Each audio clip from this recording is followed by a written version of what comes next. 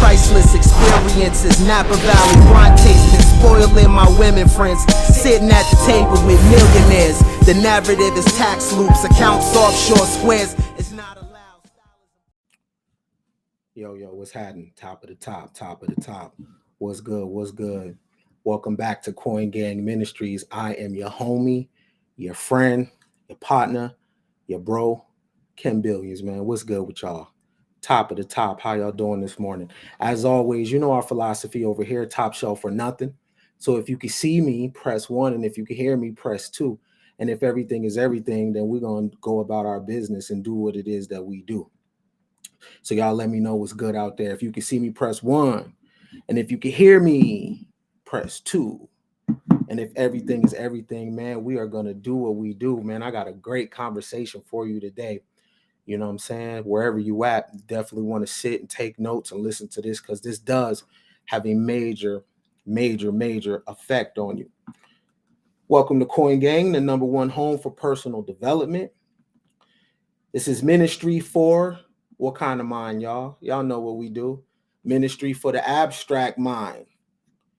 This is a safe space for individuals without the box philosophy. Right? So my Erica says, frozen, no sound. If you can see me, press 1. And if you can hear me, press 2. And if we are good, we are good. I seen some 12s out there. Everything straight. Everything good. No technical. My bad about the last stream. We had some major technical difficulties. And you know what I'm saying? Hopefully everything is everything and we can get through this because it's all good. Okay. I see the 12, so we're all good, man. Listen, you already know my spiel. Keep the babies close, right? Love your spouse, your girlfriend, boyfriend.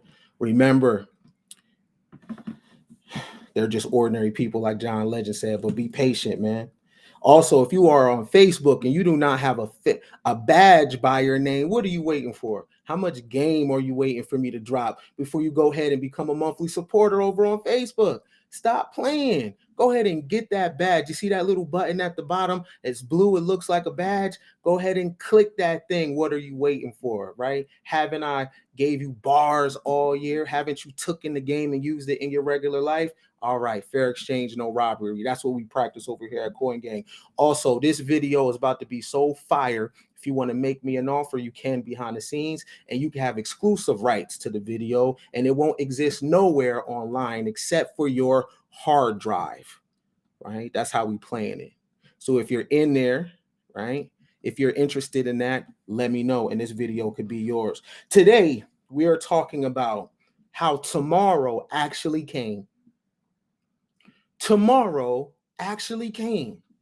The tomorrow that we was thinking about years ago. You know, when we was in school and we was adding up the years to see how old we would be, that tomorrow, yeah, it actually came, y'all. It's here. And that's what we're going to be talking about. We're going to be talking about the muscle economy versus the mind economy. It's two different, well, not too different, but the economy that we came from doesn't exist no more. Now it is about the mind economy. You're definitely going to want to stick around for that. We're going to talk about that your future is your past. Your future is your past. That's one of the behaviors of the permanent underclass. The permanent underclass has their past in the future. Okay? We're going to talk about the masters of the universe, and we're going to finish up with new gods, new timeline. New gods, new timeline. My topic for today, what you came here to listen to and soak up, is the belief and the behavior of the permanent underclass. And this was a conversation started years ago that I heard when I was really in student mode by the elder Claude Anderson. And he was talking about certain groups of people will be locked out of an economy. Well, I'm going to take it a step further. Not only are people going to be locked out of the economy, you're going to be locked out of upward mobility, period. You're going to be locked out of the internet. You're going to be locked out of the opportunity to see what America has to offer. Not just America, but anywhere. You're going to be a permanent underclass indefinitely. And the children that you have, boy or girl, no matter how bright they are, there will be no escape from this permanent underclass. That is our topic today. We're going to talk about tomorrow came. We're going to talk about the muscle economy versus the mind economy. We're going to talk about the future, your past being your future, or your future and your past, either one. We're going to talk about masters of the universe, and we're going to talk about new gods and how we're going to open this thing up first and foremost. We're going to open with a quote. I love quotes. Charles Darwin said, "It is not the strongest of species that survives, nor the most intelligent that survives. It is the one that is most adaptable to change, that lives within the means available and works cooperatively against common threats." Okay. It says it is not the strongest of species that survives, nor the most intelligent that survives. It is the one that is the most adaptable to change, that lives within the means available and works cooperatively against common threats. I'm going to ask y'all a real question today. Do you and your peoples fit into what Mr. Darwin said? Be honest. Do you work cooperatively against common threats with others? Are you doing that yourself? Because based on the background that you come from, many of us believe that the system is rigged, or that we're being oppressed, or how somehow there's nefarious activities going on behind the scenes that is against our self-interest. Well, if you believe that, then are you working cooperatively against common threats? Are you adapting to change? Because the permanent underclass is going to be people that could not change with the times. Strength is great, right? Even smarts is great. But your ability to change with the times is going to dictate the survival of you and your children and their children and their children's children. See, what I'm talking about today is bigger than you, is bigger than me. What I'm talking about today is the future. And it's my firm belief that many people in America, right, your bloodline does not have a 500-year future. Many of you have gave birth to offspring that will not be here in the future. And if they are here, if they haven't gone extinct because you didn't prepare them for change, then they will be the slave at the bottom, not for the white man or the Mexican man, for everybody. The permanent underclass is going to be the driving force of everybody's quality of life. Your sole existence is so other people can boogie, so other people can laugh, right? So other people can enjoy what life has to offer, so other people can enjoy this abundant universe. That is going to be your purpose, right? You will not experience the laughter. You will not experience the luxuries that life has to offer, because you will be part of the permanent underclass.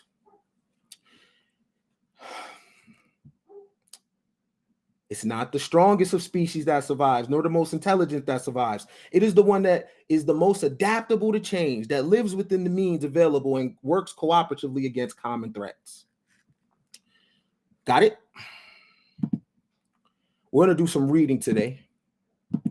One of the behaviors of the permanent underclass is their ability to read, right? The permanent underclass is, well, we'll talk about it right now. I'm going to bring up an important document, and a document that many haven't read in their free time. And this document is very, very, very interesting, because the first time in human history, some words are mentioned, right?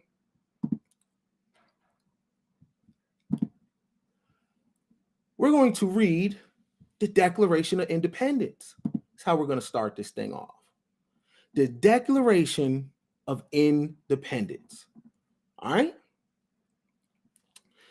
It states, this is 1776, You know, you have America or the 13 colonies trying to separate itself from the English and become their own group of people, right? You had a lot of taxation without representation. You know the story, right? Let's get into it. When in the course of human events, it becomes necessary for one people to dissolve the political bands which have connected them with another, and to assume among the powers of the earth the separate and equal station to which the laws of nature and nature's gods entitled them. A decent respect to the opinions of mankind requires that they should declare the cause which impelled them to the separation. We hold these truths to be self-evident, that all men are created equal, that they are endowed by the Creator with certain inalienable rights, that among these are life, liberty, and the pursuit of happiness.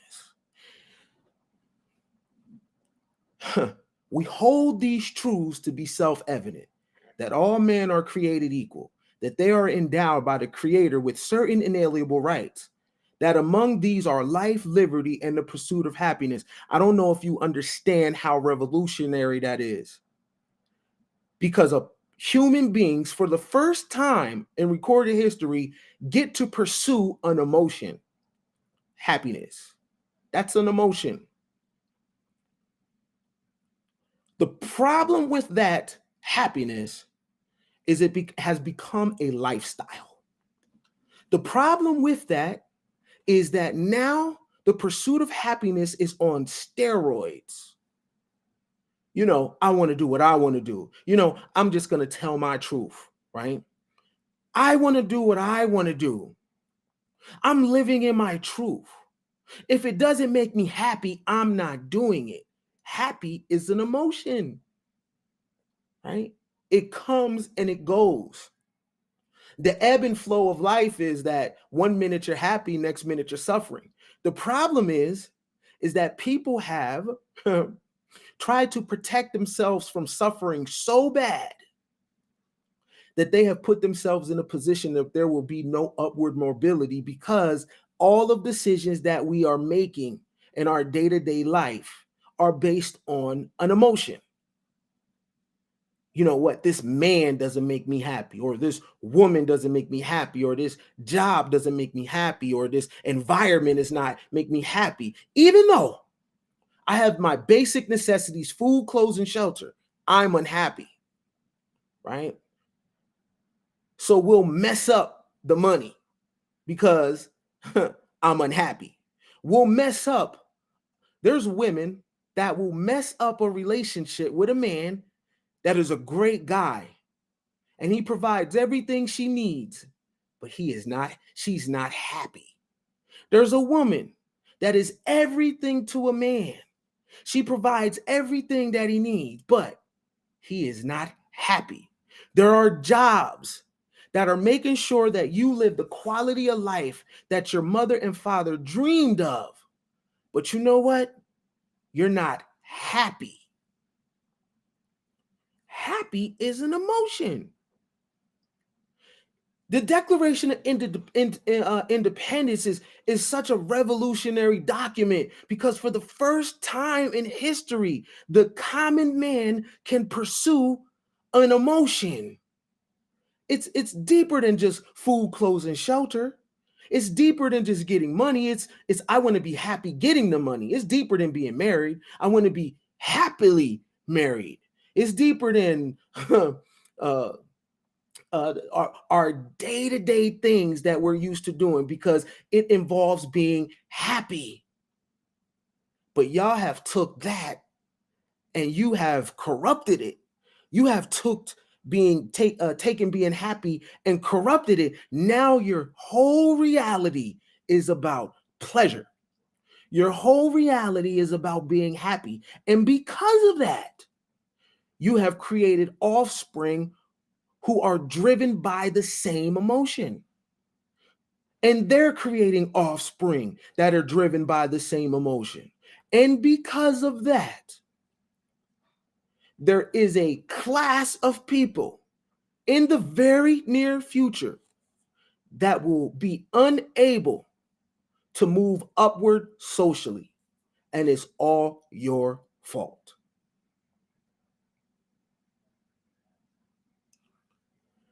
Because you can't delay gratification.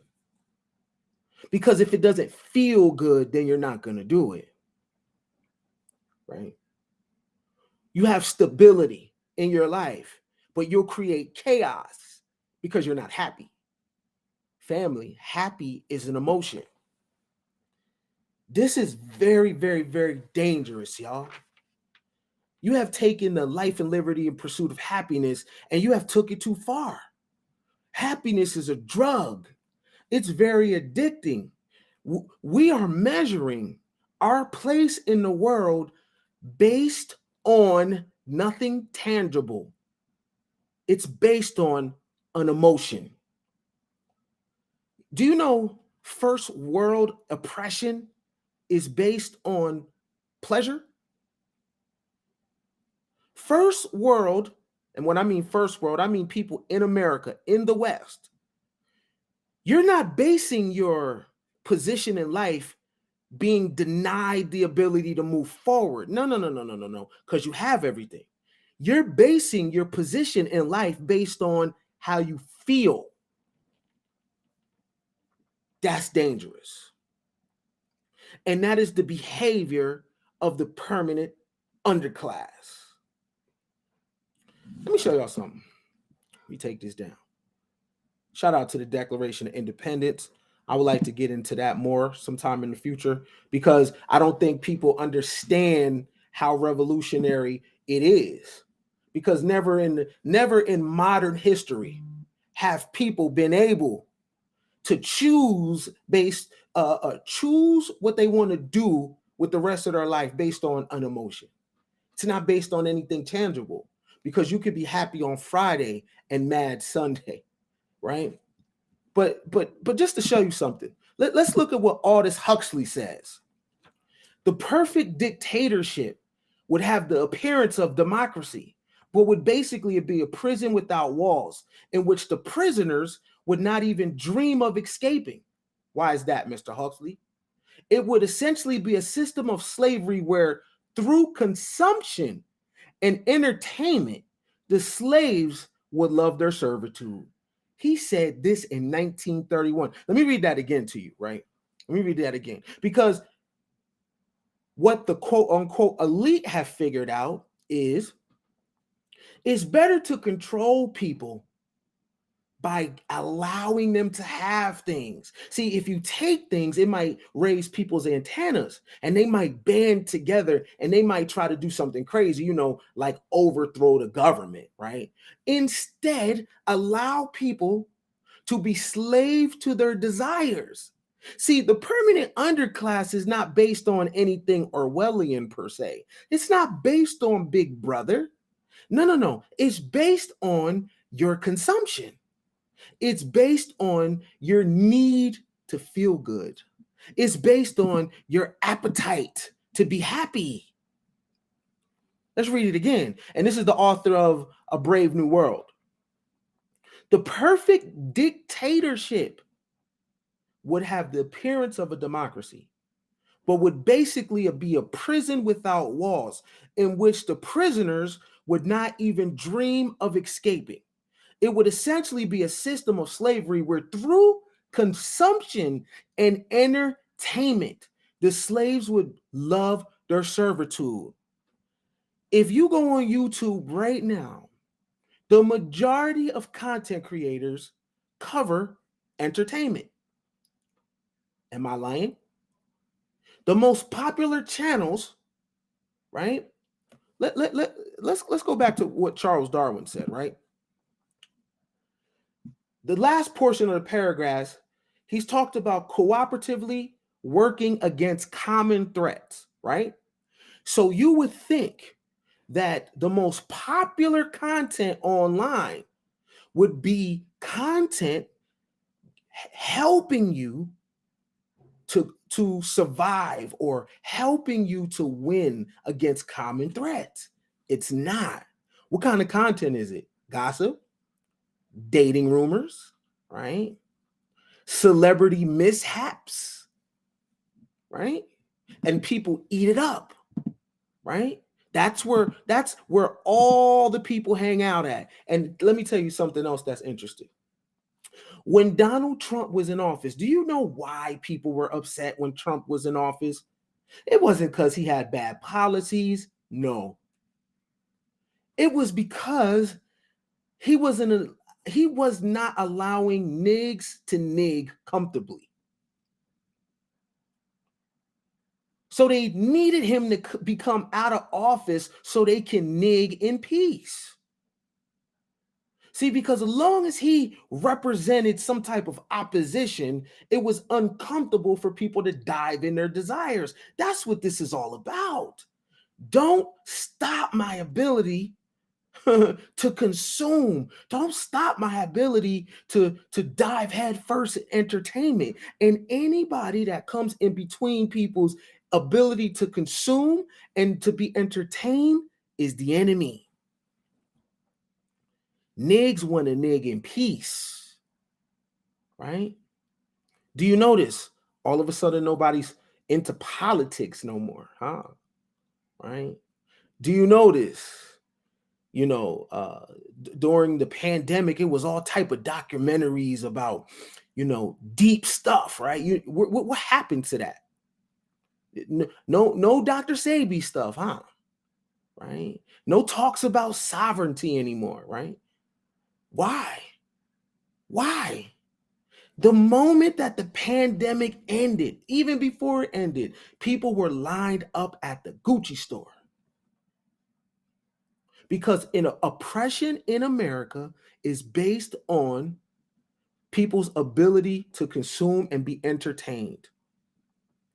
If people cannot be entertained or consume, then they are going to say they're being oppressed. Why? Go back to the Declaration of Independence. Because people's pursuit of happiness is being interrupted.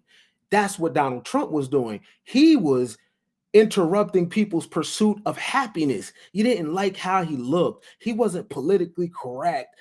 Even though you're not sure about if the policies were making your life bad, you just didn't like his tone, right? You didn't like the fact that, you know what? Even if he is triggering white supremacists, you don't want your head to be on a swivel, right? You want things to go smoothly. Why? So you can get back to nigging. And that right there is the behavior of the permanent underclass. But let's read more about the underclass, though, so we can be specific about the behaviors or the dynamics associated with an underclass. So, I'm not tripping. So, I'm not capping. So, I'm not singling anybody out, right? If this your first time over here at Coin Gang and soaking up this abstract ministry, we do reading over here, right? So if that's new to you, if that makes you uncomfortable, you might gotta find another channel, right? Right. All right. Let me bring this up on the screen. How y'all doing? If y'all good and y'all like the information so far, man, give me a 1 in the chat just so I know y'all there, just so I know we good, man. All right. All right, y'all ready? So let's find out, what is underclass? What does that mean? Oh, man. Hold on 1 second. I just seen something. Clarence Avant wife just got murdered in a robbery. Wow. Man, and if anybody doesn't know who Clarence Avant is, there's a great documentary on Netflix called The Godfather. Damn. That's crazy. Permanent underclass. Let's read it. The term underclass, used by Charles Murray in 1984, described a permanent or persistent poverty population whose lower income status passes from one generation to the next because of intrinsically dysfunctional behaviors.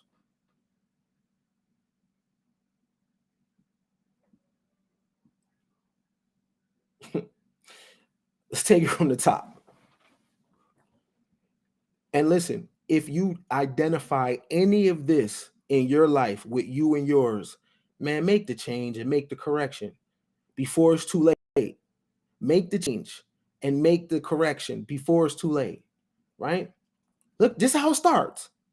The term underclass was used by Charles Murray in 1984 to describe a permanent or persistent poverty population whose lower income status passes from one generation to the next because of intrinsically dysfunctional behavior. So the people that talk about a generational curse, y'all pass that along. Behavior. So a lot of times when many of you are talking about the system is designed for you to fail, you never once audit your behavior. You never step back for 1 second to say, you know what? Is my behavior the reason why I'm in the situation that I'm in? You never step back and ask yourself, you know what? Is it something that I'm doing instead of something happening to you? One more time. The term underclass was used by Charles Murray, who has a lot of books on American sociology, in 1984 to describe a permanent or persistent poverty population whose lower income status passes from one generation to the next because of intrinsically dysfunctional behaviors. This social class is described by Ken Aletta as a group largely concentrated in urban areas that is cut off from society, marginalized, and lacks the skills or the behaviors needed in order to find jobs in the modern economy. William Julius Wilson defines the underclass as those who lack training or skills, are out of the labor force, or long-term unemployed, who engage in deviant behavior. Notice this keeps going back to behavior. So if someone says poverty is a mindset, y'all would be pissed off. But the underclass is really defined not by the money they have. They are defined by their behavior, how you act. But if somebody right now says poverty is mental, y'all will call them all type of names, right? Notice, with all the race talk, why isn't there ever a focus on the behavior of the people? If a underclass is underclass because of their behavior, is it possible if you change the behavior, you can change the status of being underclass?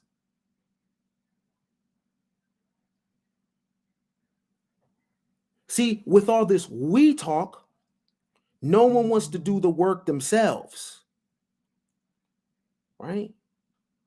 It's not a we thing, it's a you thing. You as a man and a woman are responsible for your behavior. But it's very interesting that all the stuff so far that we're reading on underclass has nothing to do with money. Behavior has been used several times, right? And deviant behavior too. Let's keep reading.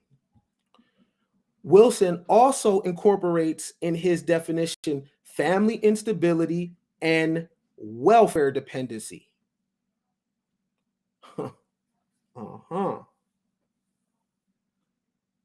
Welfare dependency.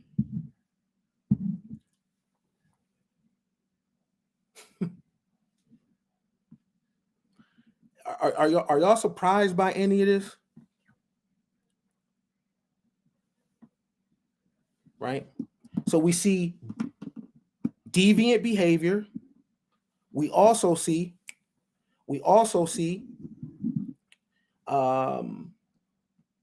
a situation with welfare, right? Welfare. Interesting. Y'all good? Press 1 in the chat if you're good. Errol Ricketts and Isabel Swap. Errol Ricketts and Isabel Sawhill, I'll butcher somebody's name quick, produce an empirically operational definition of an underclass area where the census tract has rates of high school dropouts, male labor force non-attachments, welfare recipiency, recipiency, and female family headship, one standard deviation above the mean for the country as a whole. A person who lives in such a census tract and who engages in socially deviant behavior is considered by Ricketts and Sawhill to be in the underclass. Now, the interesting thing about that behavior, when a man and a woman comes from this environment, right, and they don't act like the environment, they call them white. Now, I'm saying this because they use the word urban area. So urban area, to me, I already know the face of it. So I'm going to go from there, okay? Anybody that does not display those characteristics is considered white by the people in that area. Now, we seen welfare. Also, we see, it said female family headship, male labor force non-attachment, welfare recipiency. Is any of that we're discussing right here, is any of that something fixed that can't be changed?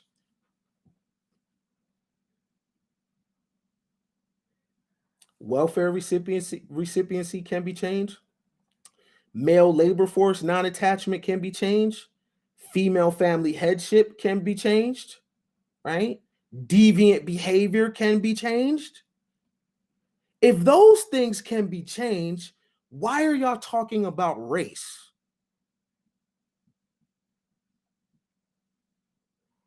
Why are you talking about white supremacy?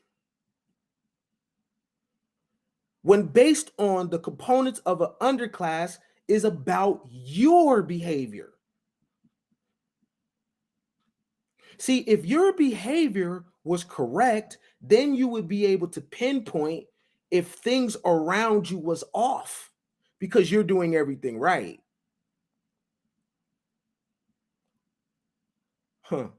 High school dropouts, male labor force non-attachment, welfare recipiency, female family headship. I mean, all right, let's go. And today we're talking about the permanent underclass, right? So we're getting a definition of what underclass is, all right? So look, these definitions of the underclass share many of the features of earlier conceptualizations of populations at the lowest rungs of the social and economic ladder. Karl Marx describes the L'impon pluriet, is that French? As the lowest sediment of the relative surplus population, an unproductive and regressive portion of the population unable or unwilling to work. The underclass in this sense is continuously deprived, is the continuously deprived fraction of the working class, comprised of the persons most frequently relegated to the disposable reserve army, often found without work even during times of accelerated capitalist accumulation.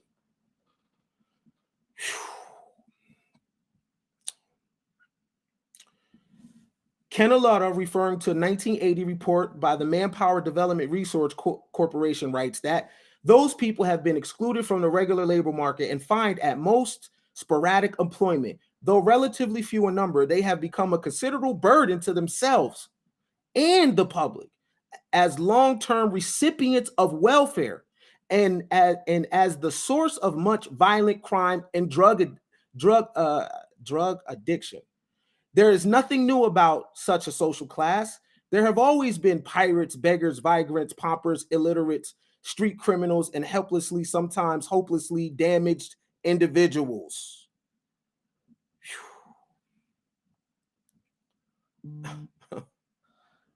Man, this is crazy. Okay, let's see what causes this stuff, right? Y'all with me? Because if you have any of this behavior inside of you, you want to check it immediately. Okay, because what we're reading is the ingredients of what makes somebody underclass. And the theme in here is behavior, right? Not money, not cars, behavior. And welfare is being used a lot now as well. All right. Two broad sets of casual factors have been offered to explain the existence, size, and growth of the underclass. One set of factors involves behavioral and attitudinal deficits. Sorry.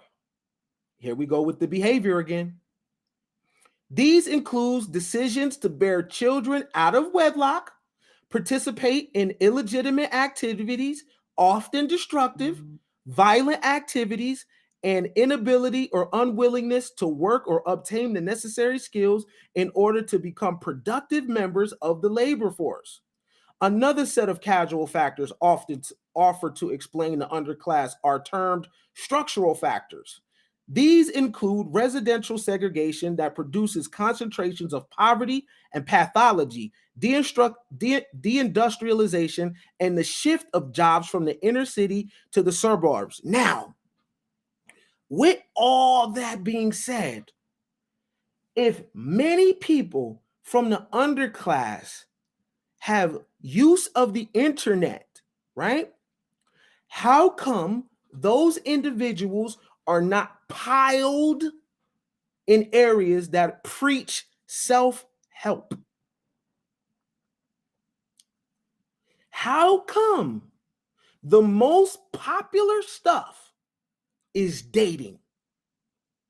Even though the underclass is not staying together when they have a child. So what's the purpose of the dating content? It's entertainment. Let's go back to what Mr. Huxley said.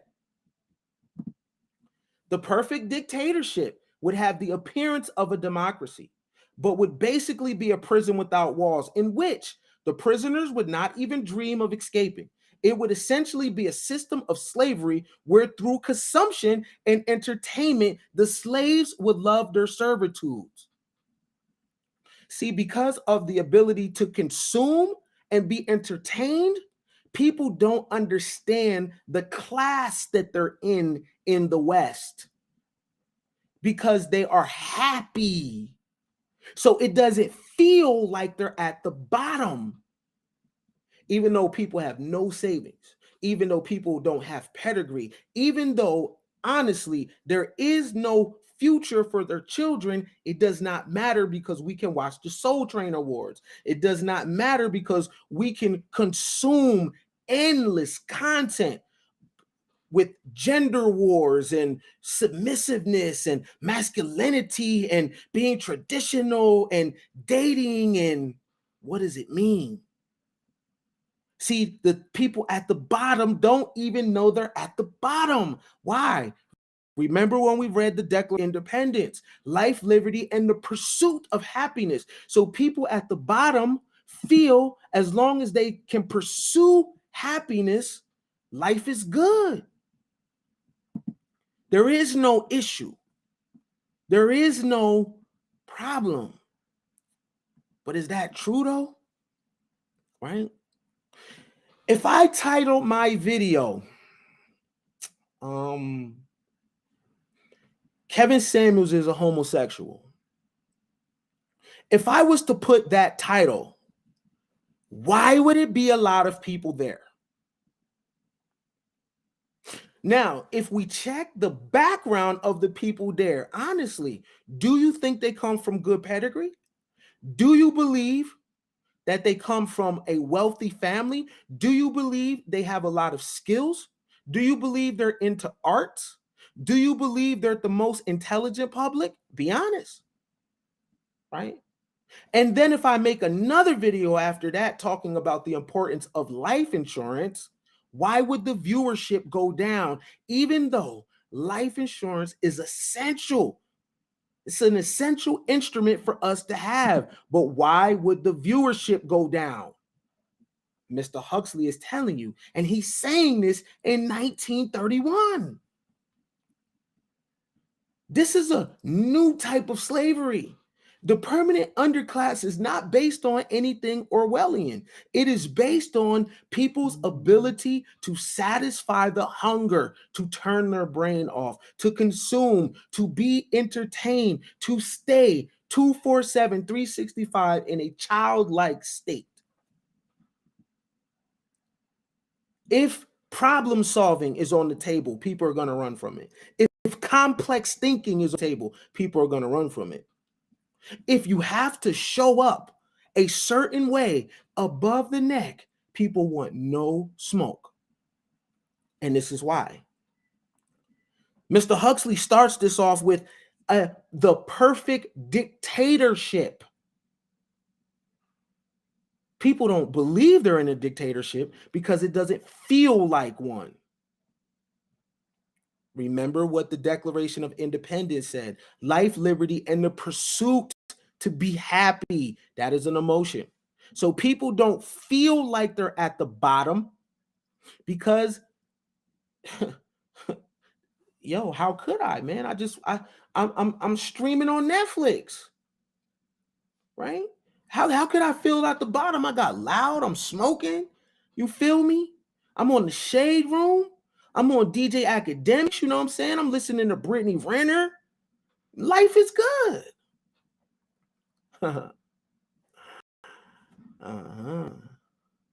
Mr. Huxley was a prophet, and this is in 1930. Right?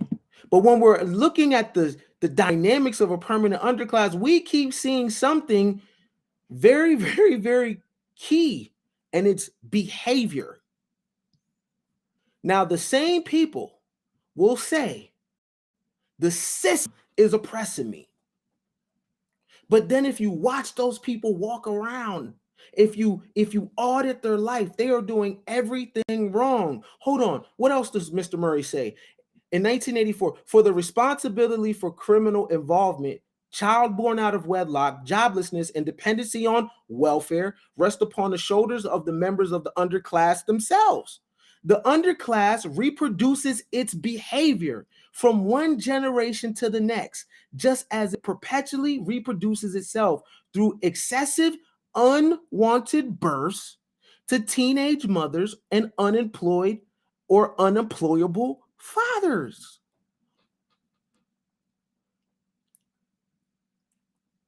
That's tough talk.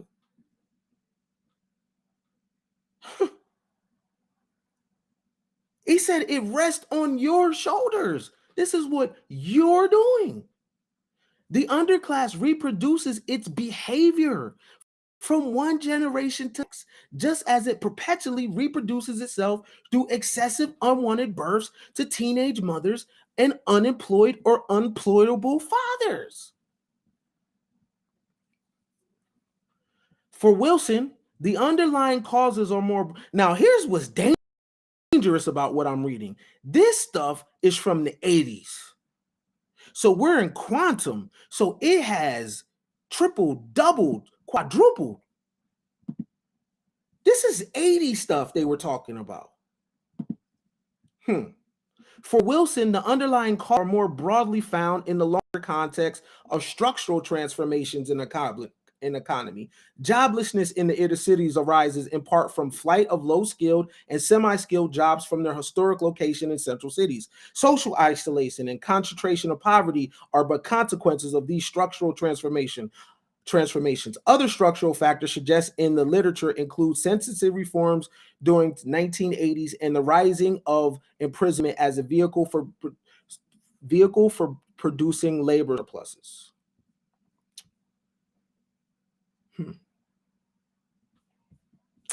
Yeah. What y'all keep seeing, fam? Behavior,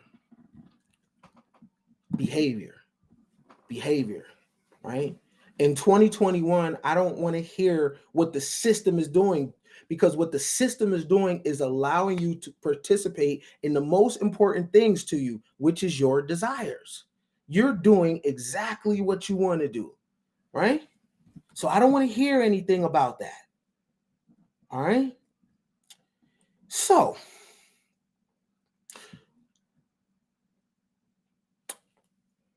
what kind of revolution are we in that would cause people to be pushed all the way at the bottom, right? There's been 3 revolutions. What's this one right here? Right? Can anyone in the chat tell me what revolution we are in now? Because what I read to you was the behavior of an underclass. Now I'm attaching permanent to it. That means those groups of people, many of them you, many of them your family, will never stop being what I just read. Right? Speaking from a person that has been imprisoned, I put myself in there. Now, I'm not talking about all the men that are wrongly convicted of a crime. That happens. But the majority of us, family, Mr. Herb, are in there because we did something. Now, when I put myself in that position and I put myself behind enemy lines, I put myself in a position where people are in control of my fate. And the time that I was given, the probation and the things that was put on me wasn't really fair, right? Especially since the things that I was involved in is now legal, right? But I put myself in there. You feel me? So we talk as though mass incarceration, that men are just working jobs and they're being locked up for working jobs. No. They're doing something. And there's many Black congressmen and city officials that support the incarceration of many of these males, because as I read in the ingredients of the underclass, many of the people being incarcerated who are male, who look like this, are useless to themselves and to others. Now, I'm not saying that they can't change. I'm talking about at the time. Okay? So I didn't gloss over it, right?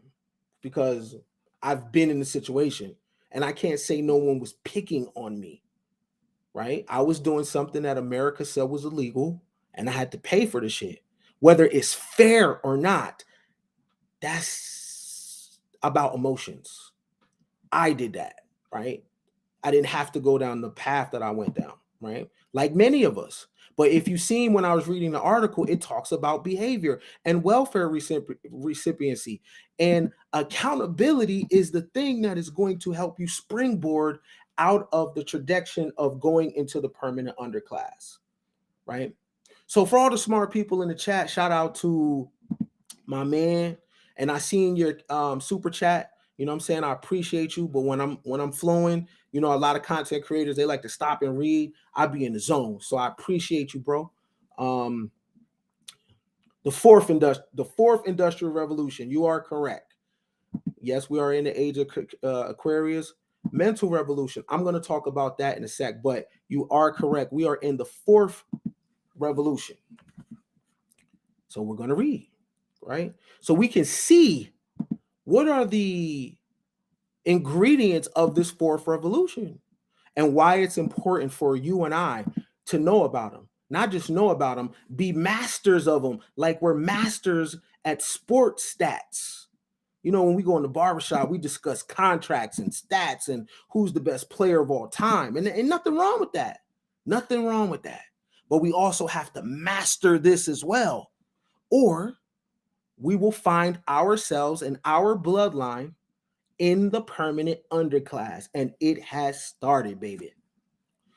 Where did the fourth industrial revolution come from? While the fourth industrial revolution, sometimes called 4IR or Industrial 4.0, is set to change society like never before. It builds on foundation laid by the first three industrial revolutions.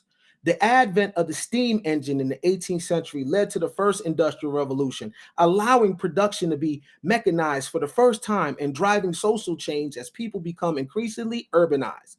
In the second industrial revolution, electricity and other scientific advancements led to mass production. A third revolution, beginning in the 1950s, saw the emergence of computers and digital technology. This led to the increasing automation of manufacturing and disruption of industries, including banking, energy, and communications. Now, if we go back to what Mr. Darwin said, what do you think happened to those that couldn't adjust to all those revolutions? There was blood in the street.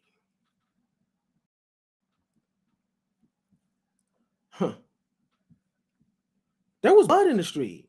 Everybody wasn't able to adjust and adapt to the new world, just like now. People starved. People were forced to crime. Women were forced to sell their bodies, right? Families are bloodlines are not here anymore, right? What did Darwin say? It is not the strongest of the species that survives, nor the most intelligent that survives. It is the one that is most adaptable to change, that lives within the means available and works cooperatively against common threats. Lives within the means available. Lives within the means available. Let's look at the means that are available right now in this fourth industrial revolution, or revolution 4.0. What are the means available?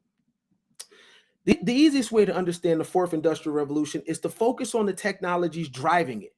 These include the following: artificial intelligence. AI describes computers that can think like humans. They can recognize complex patterns, process information, draw conclusions, and make recommendations. AI is used in many ways, from spotting patterns in huge piles of unstructured data to powering the autocorrect on your phone. Do you know when your phone autocorrects? That is artificial intelligence. I don't know if you guys noticed, but when you're writing emails, isn't your email predicting what you want to say? When you go on YouTube, is your YouTube recommending videos that it thinks you like? Artificial intelligence knows you better than your wife does. Artificial intelligence knows you better than your husband does. Artificial intelligence knows your deepest, darkest secrets. You are already a cyborg without even realizing it. You cannot run from this. One thing for sure, two things for certain. Technology never moves backwards. We never went back to fighting with swords. We never went back to warfare where we are using slingshots. We never go backwards. As the famous philosopher Buzz Lightyear says, to infinity and beyond. So that's artificial intelligence. What else? Blockchain. Blockchain is a secure, decentralized, and transparent way of recording and sharing data with no need to rely on third-party intermediaries.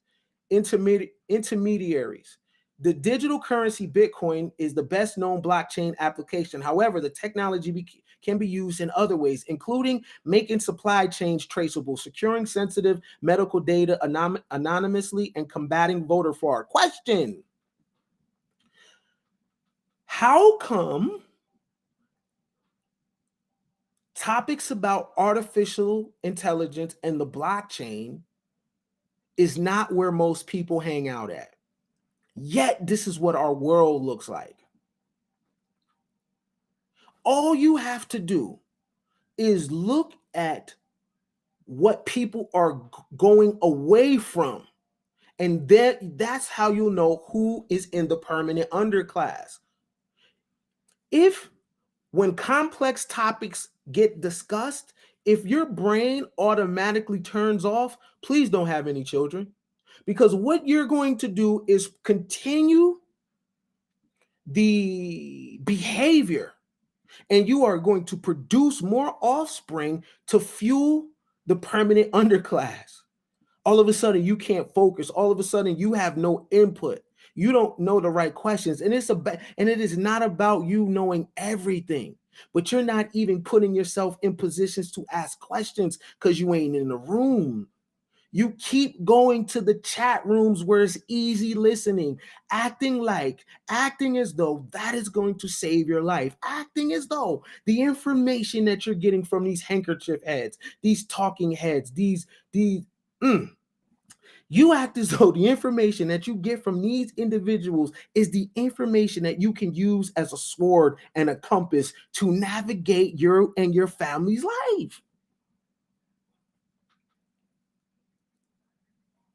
You have a phone in your hand and you don't know that it is artificial intelligence. It's correcting your language. When you get on YouTube, it's recommending videos that it thinks that you like. It has a pattern on you. That is how an algorithm is created. And the dangerous thing about that is that algorithm that you create on your phone, you also create in real time. You build this filter around you that doesn't receive new intel unless it goes with your confirmation bias. There's a reason why the permanent underclass exists. And the thing about this existence, family, this is lifetime existence. This is not a season. There will be no Jesus to come pick you up out of this shit. There will be no John Connor. Matter of fact, that's your best hope. You better hope in the future that is an individual, some type of archetype like the character John Connor from Terminator, to help deliver you away from the machines. You better hope, because if not, I am talking about, listen, lifetime social position. You will never be able to move out of this position. What else we got? Faster computer processing, right? Now, this is all part, and this is all the ingredients of the fourth industrial revolution. New computational technologies are making computers smarter. They enable computers to process vast amounts of data faster than ever before, while the advent of the cloud has allowed business to safely store and access their information from anywhere with internet access. Quantum computing technologies now in development will eventually make computers millions of times more powerful. These computers will have the potential to supercharge AI, create highly complex data models in seconds, and speed up the discovery of new materials. Question: how come when you say the people are waking up, it has nothing to do with the internet?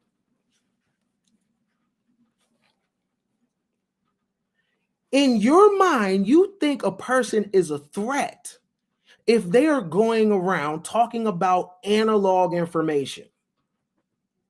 You're like, oh yeah, they waking people up. Waking people up to what? Do you know that world doesn't exist anymore? You're fighting ghosts, fam. Are they computer hacking? Do they know how to crash a grid? Right? What are the people waking up to?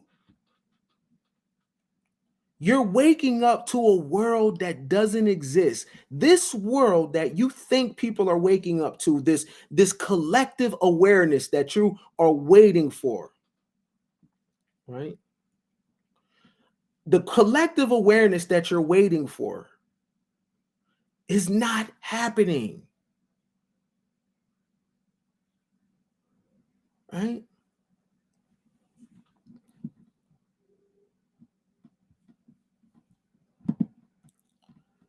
I can, with all due respect, Miss Bethany, I can guarantee you that there is no God, no old God that is going to help the people with what's going on. I promise you. We can make a bet, right? That Allah, Jesus, Buddha, Yahweh will have no impact on the way that the world is going. Do you know why? Because they represent old gods, and I'll talk about that later, right?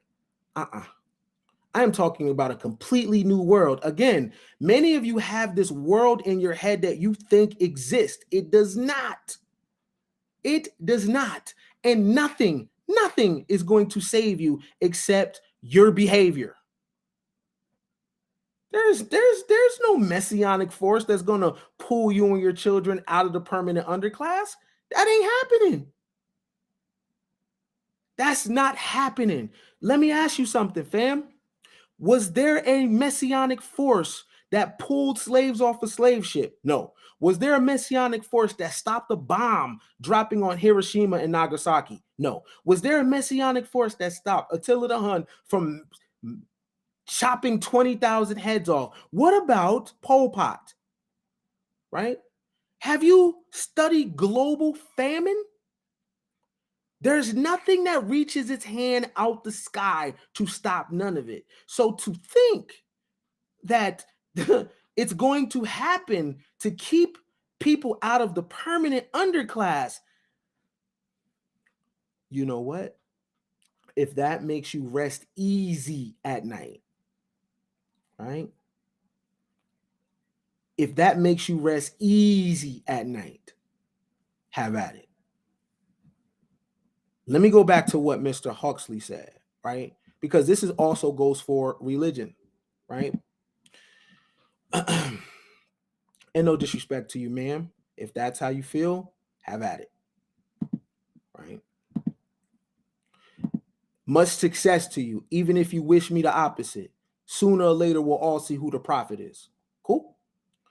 The perfect dictatorship would have the appearance of democracy, but would basically be a prison without walls in which the prisoners would not even dream of escaping, right? It would essentially be a system of slavery where through consumption and entertainment, religion is also entertainment. I'm not banging on nobody's stuff. What I'm talking about is the world that you're in and you don't know that you're in.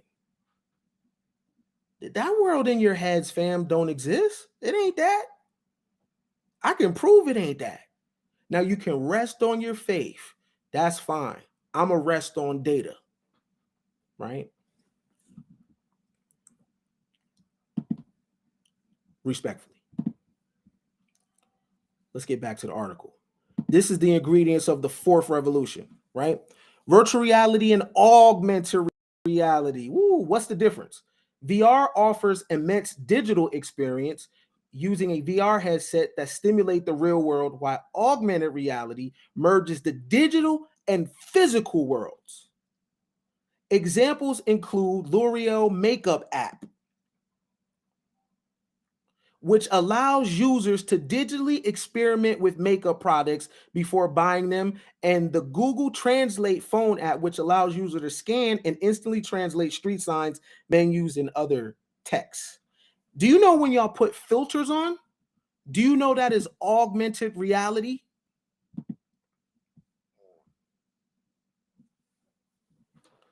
When you use a filter, that is augmented reality. Did y'all know that? So now y'all know the difference between VR, which is a digital experience, and augmented reality, which blends the digital and physical worlds. That's important. Now, look, I hate to go back to this, right?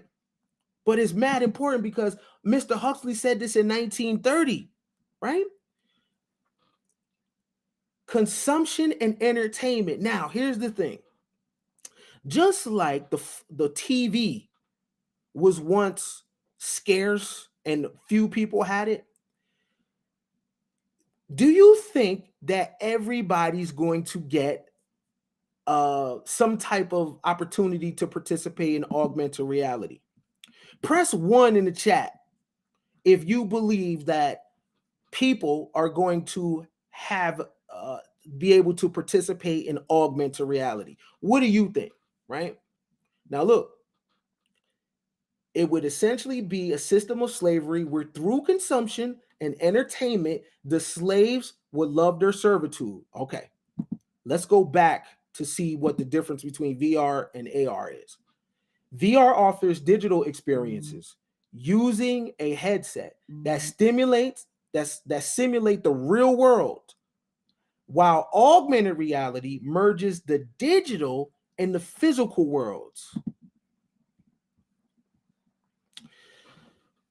Just like everybody wasn't able to get a car and a TV and a microwave, right?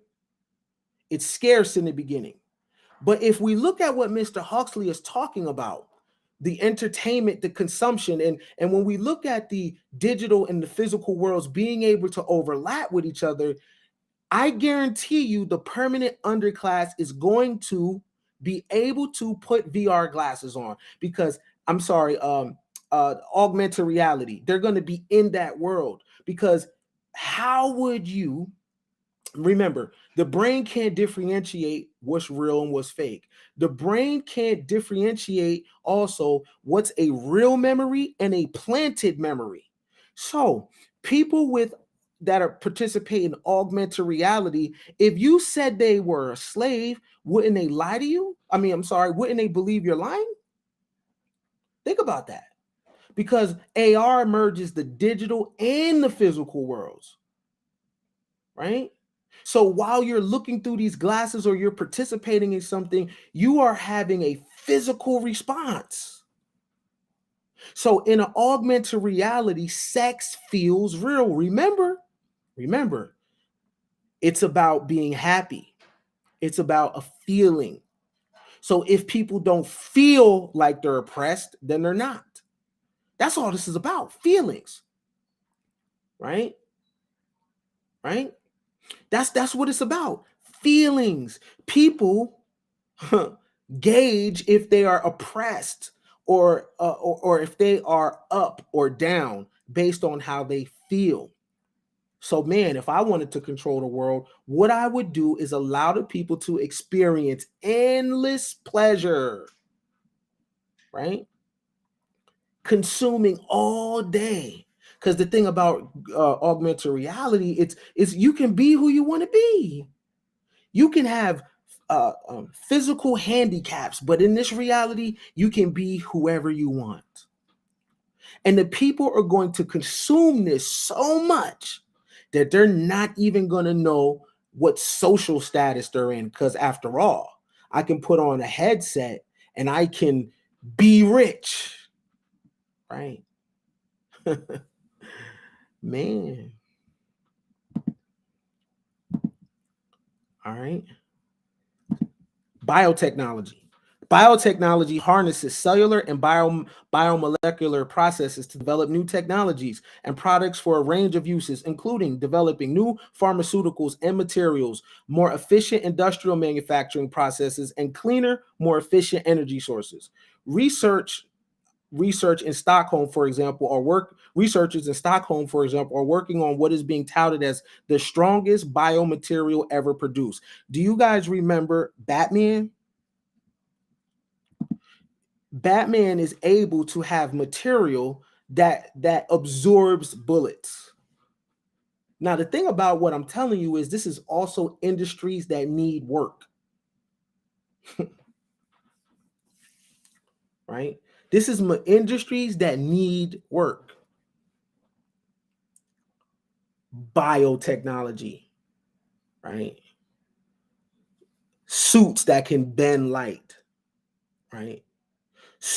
Clothes that can camouflage with the environment. This is life, man. This is not. One of the things about the permanent underclass is you believe that this is fake. You believe that this is not happening, right? Many of you don't want to believe it because what are the answers? What do you do, right? Right? You know what's interesting? Because I like to audit behind the scenes, right? So I go to different platforms and I look at what the people's talking about, right? And I'm like, damn. And I'm not saying y'all, but I'm like, damn, this dude and this chick is talking about absolutely nothing. But they are making a hell of a lot of paper doing it. Then I thought about McDonald's, and then I thought about Burger King, and then I thought about alcohol and cigarettes. And I was like, and I came to the conclusion that one of the things that makes the permanent underclass permanent is that they spend their money on all the things that's not good for them. Right? That's a very interesting thing to me. And I'm like, damn. No wonder people talk about celebrity gossip. That's where the money's at. No wonder people talk about what this person is doing and that person is doing. It's bread in it. And you know what? It's not a bad business model for the creator trying to get out of the permanent underclass. I can't even hate them, because for real, the people are not going to put their money where their mouth is. So for anybody on the come up thinking about being a YouTuber, don't do what I do. Don't do what I do. Do exactly what the other people are doing if you're trying to make money at this shit. Don't do what I do. Appeal to the masses. That's just a FYE, right? That's a FYE. Don't do what I do. Nah. Ain't no money in it, fam. Robotics. Robotics refers to the design, manufacture, and use of robots for personal and commercial use.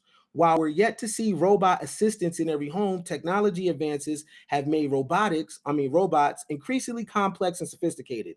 They are used in fields as wide-ranging as manufacturing, health, and safety, and human assistance. This is a term you guys want to get familiar with. The Internet of Things, IoT, describes everyday items from medical wearables that monitors users' physical condition to cars and tracking devices into parcels connected to the internet and identifiable by other devices. In layman's terms, the Internet of Things means the internet is basically hooked up to your damn body, right? The internet is hooked to your body. You feel me? There is no disconnect from you and the internet. Let me tell you something. Have you heard of Elon Musk, where he's doing Neuralink, right? Do you know all the people that are going to say, man, I'm never doing that. I ain't putting nothing in my brain. Yo, you don't have to, but understand you will be no competition to the people that do. You don't have to. If you are a person, when you heard about Neuralink and you're like, yo, I'm never doing that, understand you don't have to, and I feel you. Just know you are not competition from the people that do. Just imagine a endless supply of the Limitless pill, if you guys seen that movie. A person that has Neuralink put inside of their head, you know, they have access to unlimited amounts of information. And you might be able to perform enhanced physical ability. So if you don't get Neuralink in your head, understand you and many like you will be divided in class, right? The rich will get richer, period. All right? I'm going to tell you off rip, if I got the ability to get Neuralink, I'm taking it.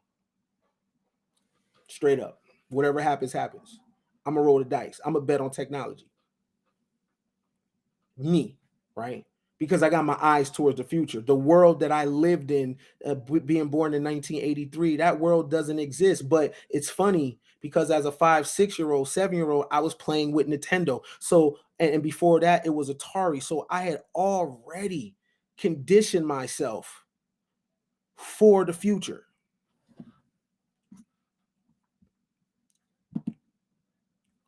I'm not sure, bro. But here's the thing. What are the side effects of not? Right? What are the side effects of people not knowing e-commerce? What are the side effects for people not knowing how to build an app? What are the side effects of people not knowing JavaScript? I think the price that people are paying is way higher, fam. I think the price of not doing it would be more expensive, right? Now honestly, just foresight, I think uh the side effect would probably be human emotions. Your inability to have like to feel and have empathy and shit, because you would be more task driven, right? So your feelings wouldn't go into and making the decision. Man, if y'all haven't liked and shared this video, y'all is bugging. Y'all be cheating me on my likes, cheating the kid, cheating me on my shares, soaking up all my game, not dropping none in the collection plate. I mean, damn. All the way around. The likes, the shares, the bread. I mean, Lord of mercy. I'm telling you, the moment I tap into another crowd, you won't see me no more. I'm gone. I'm out of here. You know what I'm saying? You're gonna have to catch me on the other side, baby. Let me get my Wayne Brady moment and find, man, I'm telling you, I'm gone. I'm out of here, man. Yeah. But in all seriousness, I was serious. But in all seriousness, though, what are the side effects of not taking Neuralink? Man, like, I don't know. I'm gonna bet on technology though. I'm gonna bet on technology though, fam. And whatever happens, happens. You feel me? I'm gonna bet on technology though. I don't want to know what the side effects is not doing it though. And I think, man, they put it like this. When we get on a plane, we expect it to land. We have came so far in our technology, planes barely crash. We have came so far in our technology that flying 50,000 feet above the surface is more efficient than driving a car. Yeah, there's an accident every now and then, but for the most part, I mean, I'm a bet on technology. It's showing and proving that it's here to stay. So, to answer your question, my guy, you know what I mean? Me personally, I don't want to find out if not. All right. So we're on the Internet of Things right now. A big plus for business is that they can collect customer data from constantly connected products. Whoa. A big plus for businesses is they can collect customer data from constantly connected products, allowing them to better gauge how customers use products and tailor marketing campaigns accordingly. There are also many industrial applications, such as farmers putting IoT sensors into fields to monitor soil attributes and inform decisions, such as when to fertilize.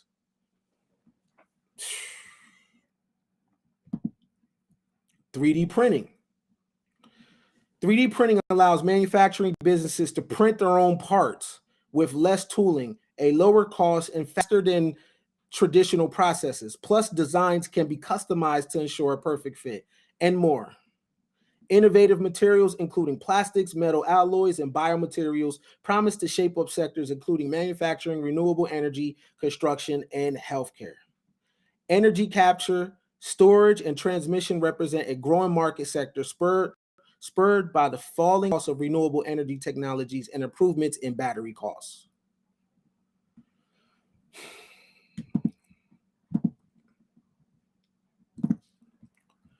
So if you remember the underclass ingredients that I was talking about before, will the people that have behavior associated with the permanent underclass, will they be able to integrate with these technologies? The ill thing is it's not too late for people to make an adjustment and to change.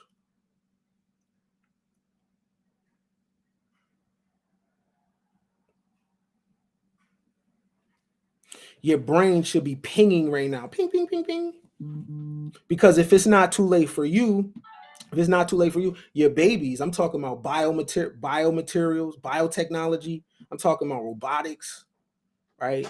I'm talking about the Internet of Things. You know what I'm saying? Let me show y'all something. I want to know what this is. What am I looking at? What is this? There's another thing that is going to cause many people to be driven into the permanent underclass forever. Forever, ever? Forever, ever? Forever, ever. What am I looking at right here?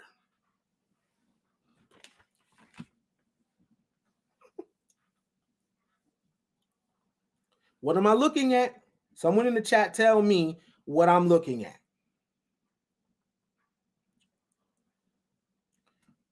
Look at the options. Add this website to your plan for $10 a month. Or upgrade your plan. What are we looking at here? There's a word for this, fam. There's a word for this. What is the word for this, my peoples?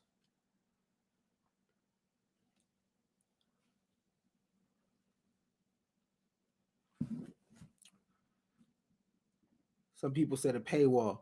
I'm going to read this comment because it's actually an important comment, right? In the system of systematic racism that still exists, the tools that never change are utilized the same to position people to be monetized. When the clinical psychologies during Wall Street in 1947, it accelerated the behavior of many people to easily manipulate it. Let me tell you something, beloved. Let me tell you something. In this world, there is no systematic racism unless you put it there. Follow me. Now, I think you're older than me, bro. So there's things you could teach me and there's things I could teach you. So let me teach you about this world. You are a coder, whether you know it or not, right? There is no racism inside of virtual reality unless you program it there. You're talking about a world that don't exist no more, fam. I'm a millennial, right? And I got my boots on the ground to this thing right here. You're using the wrong terminology. There is no systematic racism inside of the internet unless the people decide to program it there. And we'll talk about that later when we discuss what is actually a timeline. You are a coder, beloved, whether you know it or not. Respectfully.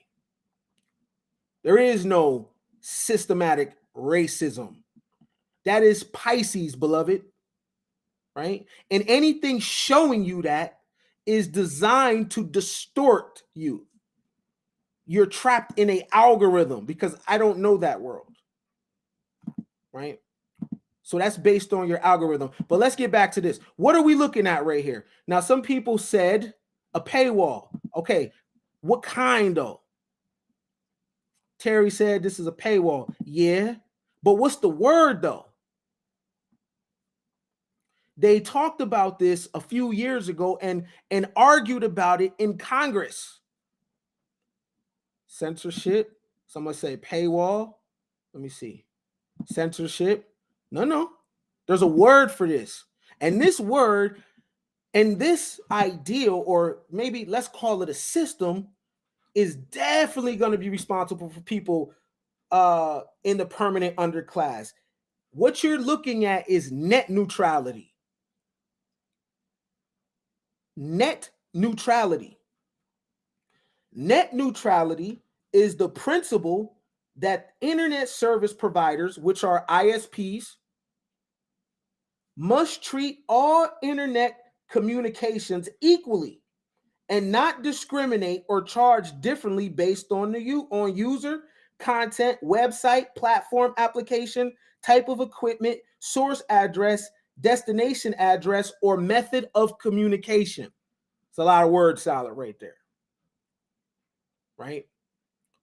But in essence, in 1 second, this is going to be what your internet experience looks like.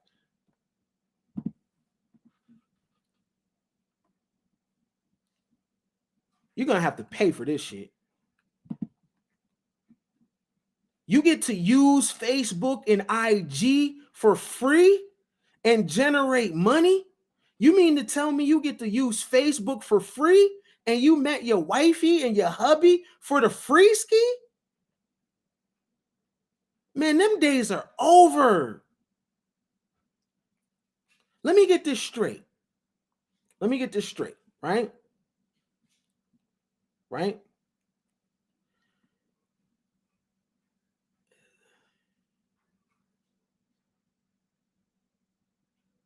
Man, this is crazy. Let me hold on.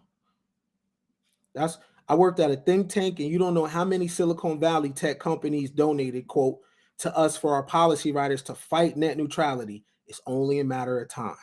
Man, appreciate you. No, seriously, this is a real deal, right? This is a term that you want to write down and look into, right? Because think about this. You have people that have became millionaires using IG, millionaires using Facebook. Some of you have had children because you met somebody online and you met them using the service for free. Right? So if you're on YouTube right now, you're on Facebook right now, you're using it for free. With net neutrality, though, right? Without net neutrality, it's either going to block your connection or it's going to make it look like this, how we first started. That's what it looks like. Are you going to pay $10 a month to use Facebook, Instagram? Right? And the thing is, if you did, you'll use it differently too. If you had to pay for your internet use, I guarantee you wouldn't scroll down liking shit. You would get on with it and be intentional about your experience here. Right? Hey, peep this. A lot of you are in relationships because y'all met online, but it costs to get in the club though. It costs to buy drinks. It costs to court. But you have been able to court online through your emails, through your inboxes for the free 99. Them days are over. This thing is going to be monetized. That is going to be a real big reason why people are going to be in the permanent underclass, because people are going to opt out of using the internet altogether.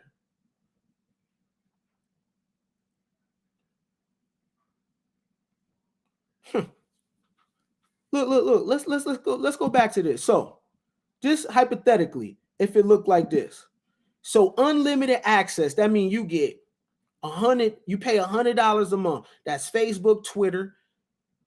They even got WhatsApp on there, Spotify, everything, Tinder, everything, for unlimited $100. You paying or what? Right? You paying?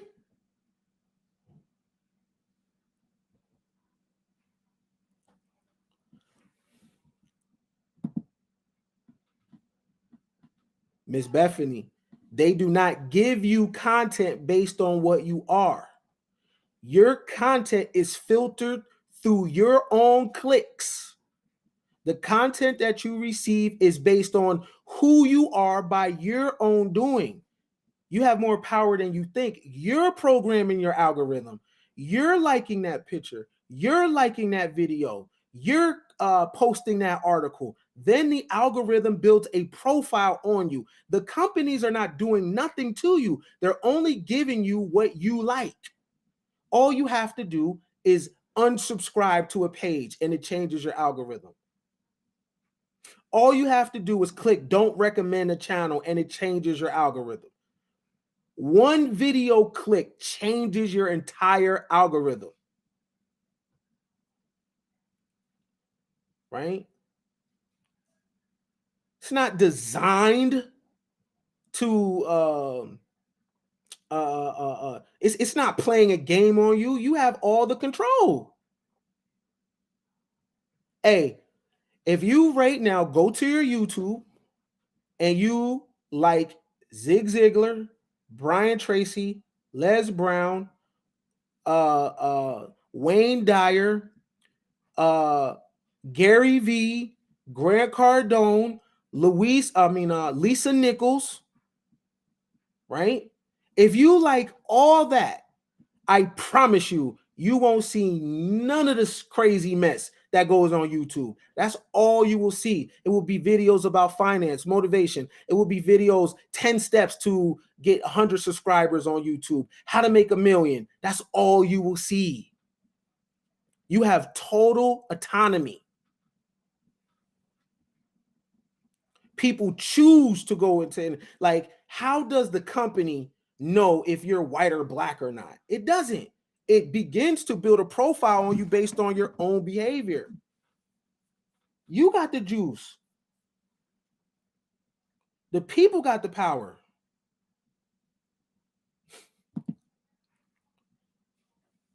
I log out all the time and search incognito. Do you understand the algorithm? Shout out to you, Miss Bethany. For sure. All right, I got to move on. I can't, you know what I mean? If that's your results, I got you. For sure. Got you. Anyway, look, are y'all paying? Are you going to pay $100 to access everything? Because that's where we're going. Right? That's where we're going. This is what it looks like. Take this down for you. Let me take the Cash App down. That shit dry anyway.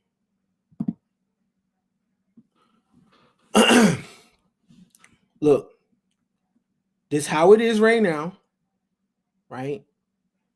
And this is how internet service providers would like it to be, right? So look on the right. ISP want to demand a cut from every website in order to funnel that content to customers. Your gaming, your social media, your email, your blogs. That's what it looks like. Here on the left, that's how it is. You can access any website, download information from it at the same time, speed, regardless of which website. Man, this is ill because a lot of this is going to be based on zip code. Y'all talk about redlining.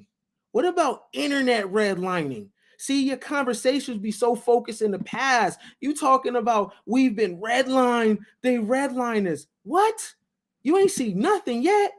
This is what you're gonna go to your favorite websites or try to go to your email, and this is what it's gonna look like. Nope. Put some money down. You know, and would it be fair though? Would it be fair? I mean, we've had years to soak up endless amounts of information. We had years to become different people, to use this internet for upgrades. If we weren't allowed to do it no more, would that be fair? Would that be fair?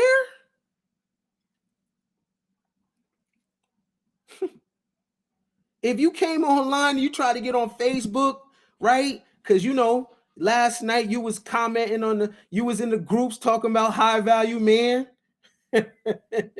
So you trying to get back online. You like, yeah, I got some new intel. 54% of black men are in the middle class and single and childless. Wait till I tell them that.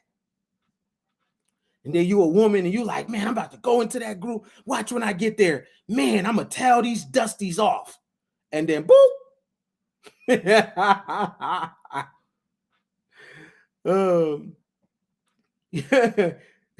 You woke up, you know, a lot of y'all do y'all post from the toilet, right?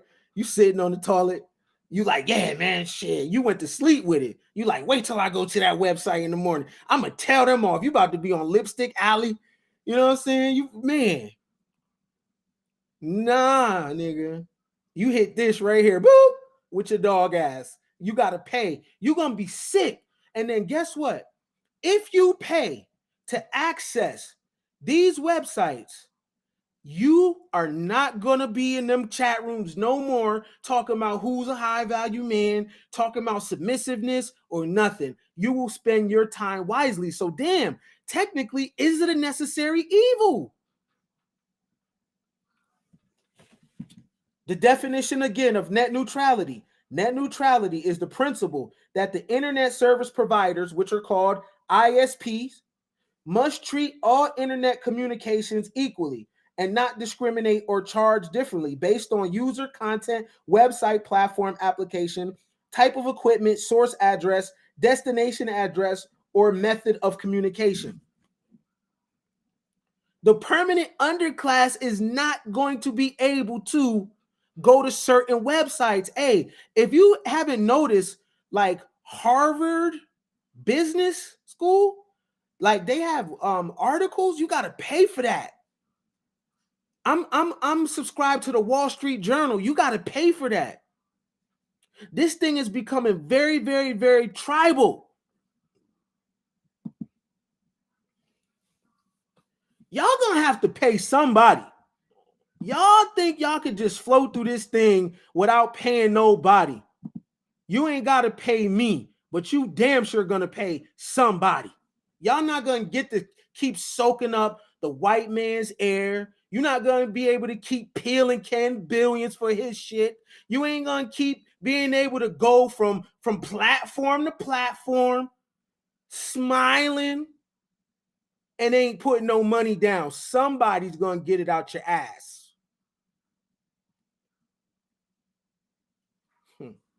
You want to hop everywhere for the free. You don't want to pay nobody unless it's Burger King, McDonald's, Chick-fil-A, Loud, OnlyFans.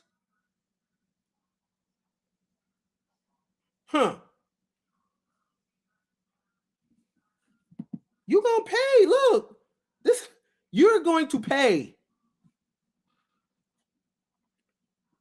See, one of the behaviors of the permanent underclass, you think you don't got to pay for the real. You'll pay for the effery though all day. Man, woo boy. If I talk about dating, oh my God. Huh. You are going to pay somebody.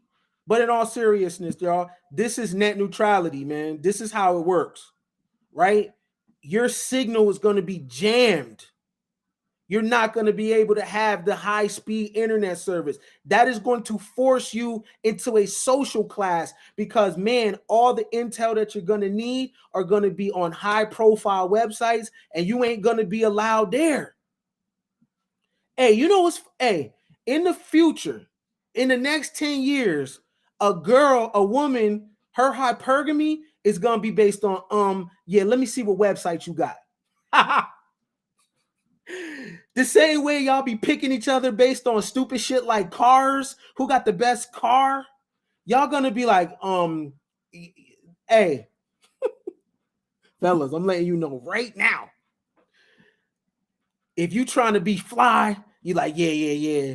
You got your phone open, and she like, oh yeah, go to my website, and you gonna get this signal right here, and she gonna know that your dog ass is using the internet for free, and it's over for you.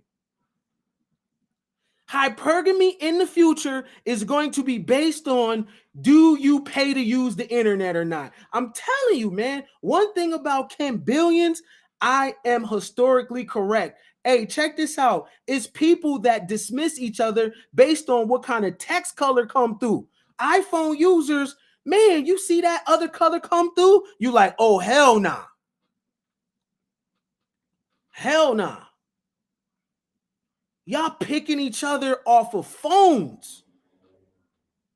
This is going to be the new flex. Yeah, nigga, I put $10,000 this year on internet usage.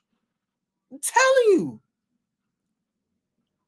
Y'all do, I know y'all do colorism. Y'all do hair length. Y'all do sneakers. Oh, nah, them is Skechers. Y'all do cars. The new flex, the hypergamous flex in the future is women are going to be picking dudes based on this right here.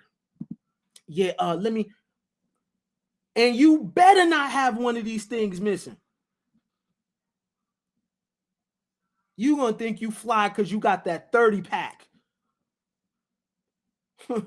Yeah, I got everything on there. Wait, hold on. I don't see. Hold on. No, you ain't got Hulu. No, you ain't got Hulu. I ain't rocking with you. You like, damn, I thought you loved me. Look, and the woman gonna be like, I'm not messing. I'm not settling for anybody that don't got Hulu in part of their package. And the dude gonna be like, I got that. I'm paying that 30 a month plan though. And the new dating coach is gonna be telling the dude, listen, don't look for marriage unless you're able to get that 100 unlimited, the $100 unlimited. Watch what I tell y'all. That's gonna be the new thing, the pitch for the day. April Mason gonna be telling women, yeah, girl. Make sure he got the TikTok on there. I'm telling you, it sounds funny. It sounds like comedy. But one thing humans gonna do is figure out a way to flex on each other. Guaranteed. The girl April Mason is going to do dating courses and teach women how to level up to get the man that got the internet access. Because you're gonna be considered a dusty if your shit look like this. You ain't got that unlimited? You're gonna be like, no, but I'm a good person. You know what I mean? I'm monogamous. She gonna be like, nah, nigga, I'd rather be the side bitch to the man that got that good plan, nigga. What your internet plan look like? Watch what I tell you.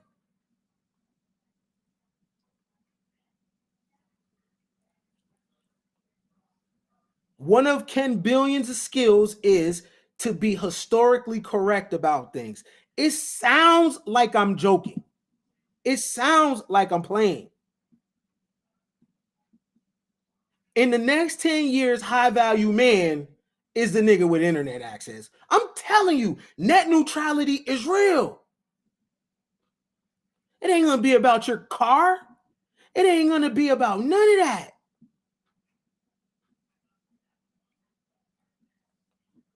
It's gonna be about, man, listen, let me look. A lot of you Negroes gonna be walking around dressing good, smelling good. You gonna go to the bathroom. She ain't gonna look at your bank account or nothing.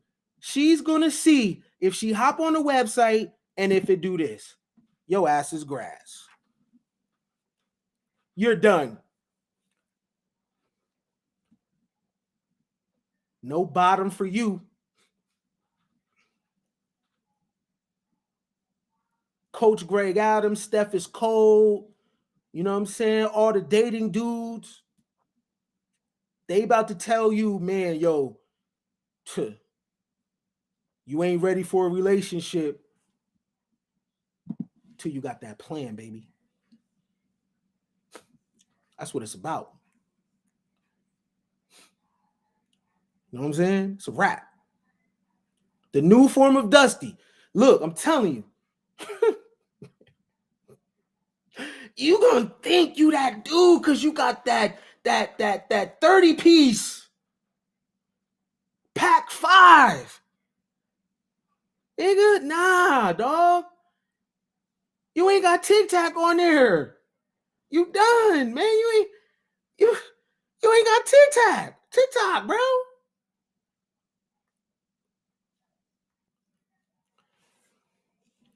And the girls gonna be judging each other same way I'd be on Birkin bags, blah blah blah. I can see it now. Y'all gonna be online like y'all do. Bitches just mad because I got the 5-pack. Bitches just mad. The thing about it is, whoever you talking to, they not even gonna see you because they ain't got the internet. I already know how y'all talk. I know y'all. I study y'all. Hoes just mad because they can't get online. Boy.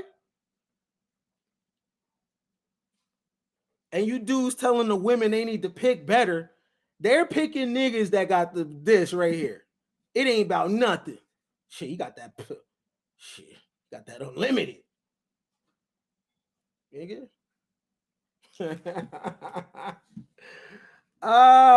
Real spill. Net neutrality, man. Look, that's what it's going to look like. Again, net neutrality is the principle that the internet service providers, which are called ISPs, must treat all internet communications equally and not discriminate for or charge differently based on user content, website, platform, application, type of equipment, source address, destination address, or method of communication. You got it. You know what I'm saying? Telling you. It's about that internet, baby. You know what I'm saying? It won't be no collar popping. It won't be, you know what I mean? None of it. Your shit come on like this. Everybody gonna know. You know what I'm saying? You gonna know who's who. Hey, fam, let me see you get online though. Let me see you get online though, bro. Niggas gonna be rapping to women like, hey, I'm telling you, man, rock with me, yo, mess with me. Yo, I'm gonna get my weight up. I'm telling you, I'm at 5 a month now. Next month, I'm gonna have Twitter. I'm gonna get YouTube. I'm telling you, babe, believe in me. Believe in me.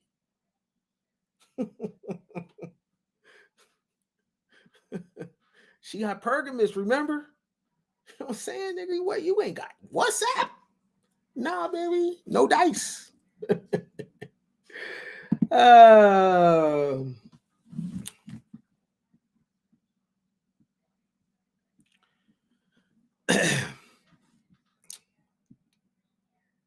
I just want to put myself on the record that I does this shit. You better not lose me. If you lose me, I ain't coming back. So I don't want to hear nothing. That nigga can't sold out, blah, blah. Nah. I'm going to the highest bidder, baby. Who is this right here? Who is this man? Who is this guy? Real quick, who is this man? Anybody? Who's this dude right here? Where them Twitter fingers at? Who is this dude?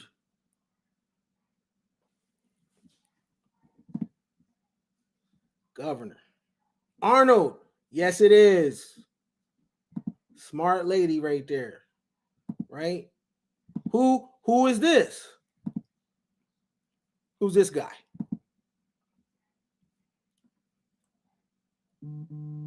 Who's this? Anybody? Who's this? Who's this dude right here? Anybody know this dude? That played in Rambo? I liked him. All right. Yep. Watch where I go with this. Okay. All right. Who is this? Man, Kevin Durant hair is like this already. Like he 30s and not. I was watching the game last night. I'm like, damn, my nigga, you ain't never gonna use a do-rag, huh? Shout out to KD. Who is this man right here?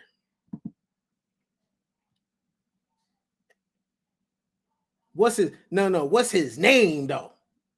Yeah. I know him as this. I know him as this. Right? Some of you like, Ken, where you going? Who is this right here? Some of your grandfathers used to watch this dude. Who is this? Who is this, chat? Y'all used to be mad as hell when your grandfathers used to be watching this. You couldn't get control of the TV to watch Animaniacs. I know what you want to watch. Pinky and the Brain after school. Nah. Your grandfather ain't having it. You gets no remote as he spit out the tobacco in his tin can.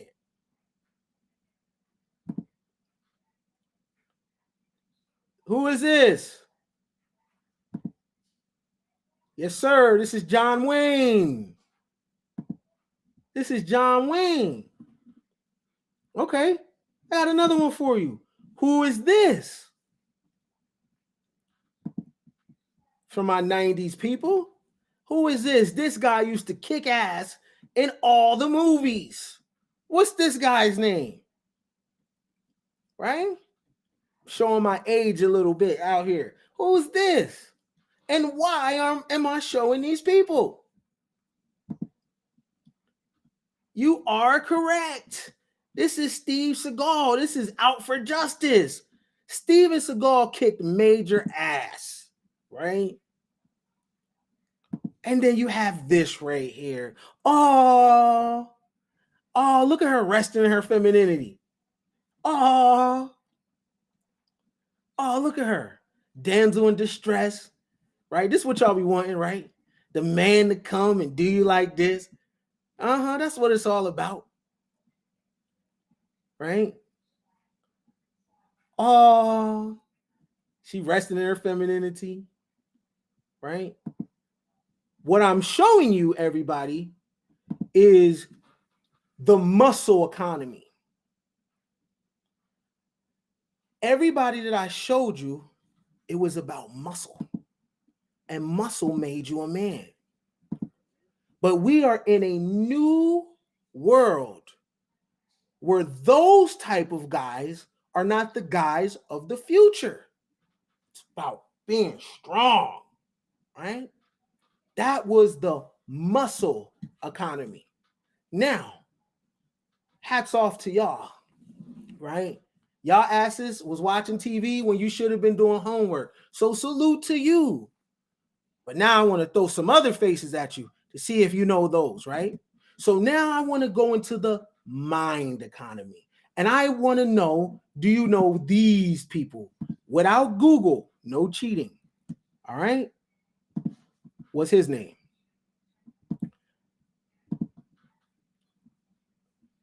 Who's this? Who's this? You knew this right here, right? Muscle economy. Even Mr. James Evans represent the muscle economy. And all the talking points from the dating coaches, at least in the urban sector, you're talking about this tradition to go back to the muscle economy, but it ain't about that. So when you're talking about feminine, fit, cooperative, that's all muscle economy. Who's this though? Uh-oh, someone almost had it. Oh, my man, got it. This is Steve Ballmer. He's worth $83 billion. He's worth $83 billion. See, this is the thing. This same dude, right? He ain't nothing in this economy where it's about, this is masculinity to y'all. Muscles, right? But what does masculinity look like in the mind economy? It's important for permanent underclass people to know this because your talking points are off. You are stuck in the muscle economy, but I'm going to give you a name for it in a second. This is masculinity to you. But this is masculinity in the mind economy. Thinking. He's worth $83 billion. Okay, hold on. Well, what about this dude right here? Who is this? Who's this right here? Right? Who's this? See, y'all was real quick when we was talking about the muscle economy.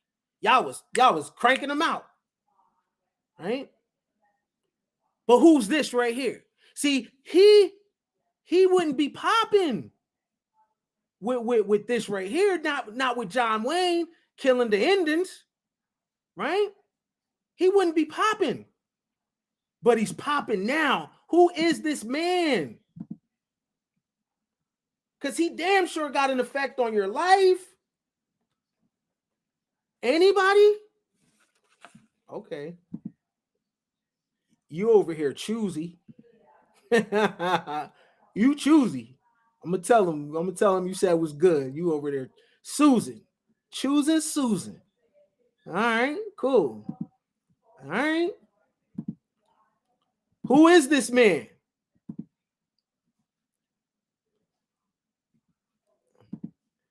She got a nickname for you. Are you sleeping with this dude? Because how do you have a nickname for Sergey? Ah, okay, man.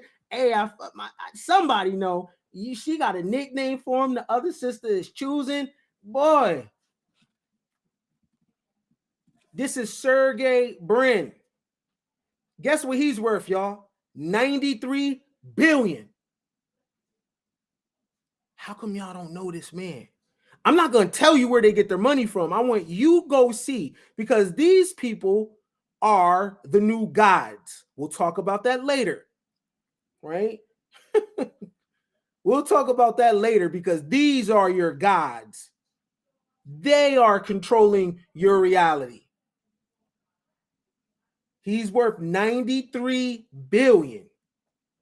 Now, big difference between him and him. No disrespect to Brother James.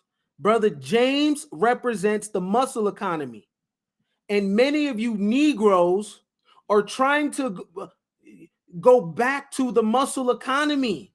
Your talking points, right? You use terms like the modern woman. How are you using terms like the modern woman and you was born in the same year as her, and you go to the same school and y'all go to the same grocery store? Sir, you are also modern. In fact, any time period where a person is living, that makes them modern. Do you know in the future people are going to look at our time period and say, hey, let's go back to tradition? Brother James represents a time a time period that doesn't exist no more. Do you know his age in here was supposed to be 42 years old? This is an old 42. And Florida Evans, her character, was supposed to be 38, 39. This is where y'all trying to go back to? My gosh. It's an old 40. But this is where y'all trying to go back to. But we're not there no more. We're here. This is masculinity. Thinking. This is Sergey Brin. Google that. Your talking points are off. How are y'all listening to people that don't even know about the metaverse, trying to create the world for you? Are you serious? Talking about Pisces things. Man, what's his name?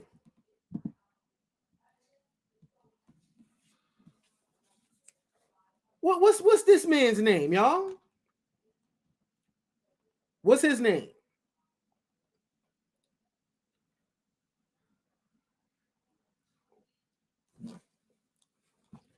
Hey, I'm gonna keep it real. They couldn't get out of the hood because Florida was always stepping on James' toes when he had a plan. I remember they found a bag of money. It was like $25,000. Florida was like, no, James, no, give it back, James. You know, Florida was Christian, right? Every time James had a lick, Florida was like, nah. No, we got to do it the right way, James. Michael came in there with Wino Ned and try to put Wino Ned up there. And she like, that ain't my Jesus.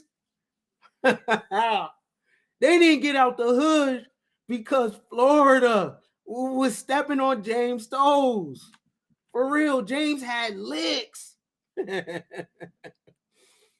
know what I'm saying? Then Michael came with the Wino Ned as Jesus, and it wasn't going down.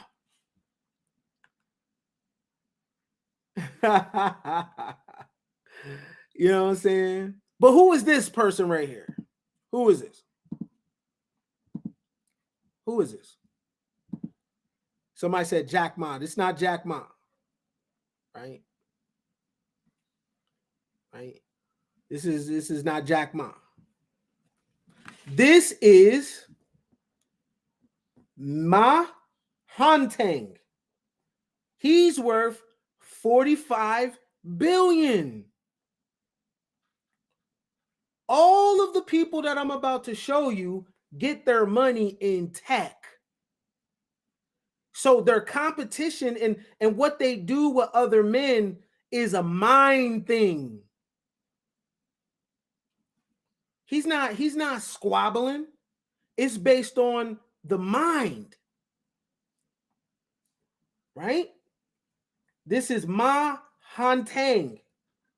Y'all do their own Google research. But he's worth 45 billion. Right?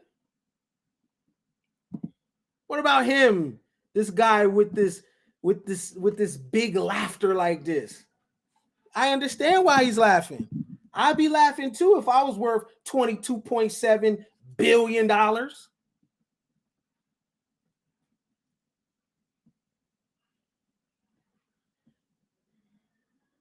Do you notice that the people that you know with money are entertainers? The people that you know with chicken is entertainers. You've never heard many of these people. I could have showed you Zuck or Elon. Nah. It goes deeper than that.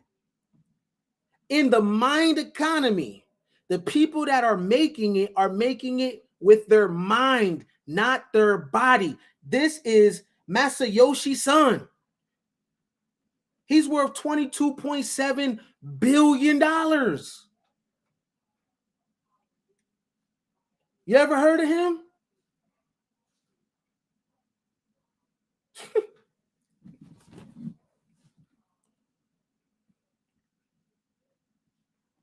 Masayoshi Son. Who's this lady right here?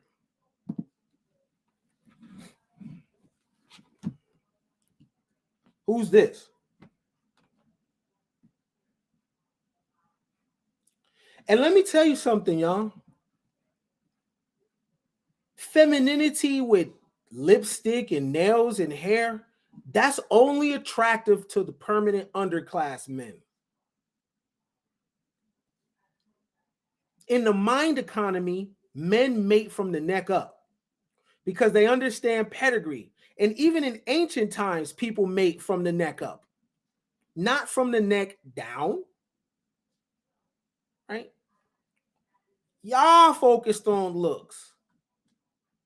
In y'all spaces, y'all say if a woman makes $150,000, but she's a 4 in looks, she doesn't qualify for a man that makes money. Do you know how dumb y'all sound?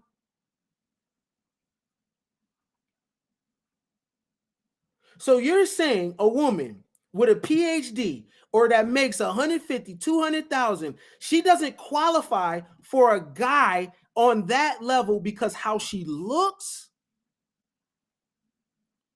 That is information to keep you in the permanent underclass because intelligence mates with intelligence. Money mates with money. Power mates with power. Y'all are bugging. Only a few dudes that are 60 get a divorce and get a 25-year-old chick. Man, that's not that is an outlier. That is not the norm. Why are y'all letting people that don't discuss the Rothschild family dynamic with you, or the DuPont family dynamic with you, or the Vanderbilt family dynamic with you? How come you're not? Come on, man. Come on, man. In my Joe Biden. Come on, man. High value men. Okay, cool. Let's go to the high value men that have been high value for the last 1,000 years and see what they do. And let's see, do they do the same behavior as the permanent underclass? No, they do not. This woman is worth $1.1 billion. Her name is Anne Wojcicki. She is the head of 23andMe. I dare you, or you wouldn't even have an opportunity to run up on her and tell her about femininity. What? Getting your feminine. Y'all could only say that to other people that are also in the permanent underclass. See, permanent underclass women are going to go for that. They're going to go for that because they don't have the intelligence not to. But you're not going to go to her and tell her about nothing about femininity. She's worth $1.1 billion. What are you going to say to her? How are you going to get her in pocket? Y'all got the game twisted. And this is why people are going to be permanently stuck in that permanent underclass. Do you know why? Because all of your points come from the Neolithic period. What is the Neolithic period? The Neolithic age is the last phase of the Stone Age, marked by the domestication of animals, the development of agriculture, and the manufacture of pottery and textiles. Y'all are stuck here. The Neolithic period was between 8,000 BC to 3,000 BC. This is when humans shifted from hunter-gatherer life to agriculture and food production and started a sedentary lifestyle. All what you're talking about, all of your concepts come from the Neolithic period. You have not made an upgrade in the shit that comes out of your mouth. Neolithic humans obtained food through farming and domesticated animals.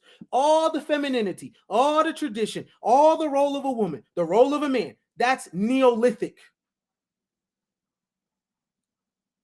Because this is the rise of agriculture, where people started to stay in one space for an extended period of time. Do you know before that, men in tribes would mate with all of the women and none of the men knew who their children were? All the children belonged to all the men. There was no such things like private property. There was no such thing as you taking care of your own kid. Every kid in the village was our kid because nobody knew who got that woman pregnant. But with the rise of agriculture, things begin to change and humans begin to settle in one period. And with the rise of monotheism, man, come on, man, stop. See, man, y'all don't pay me enough. I'm finna start talking my shit.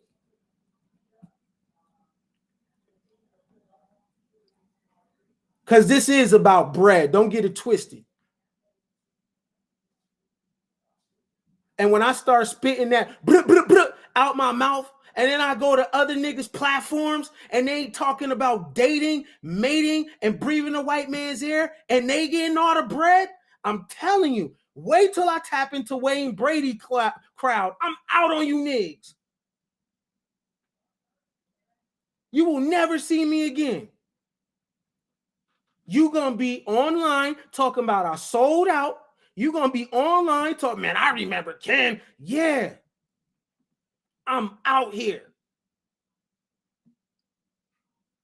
Wait till I tap into that crowd that Candace Owens and Brandon Tatum and all them got, because they They cashing out. This is about paper, man.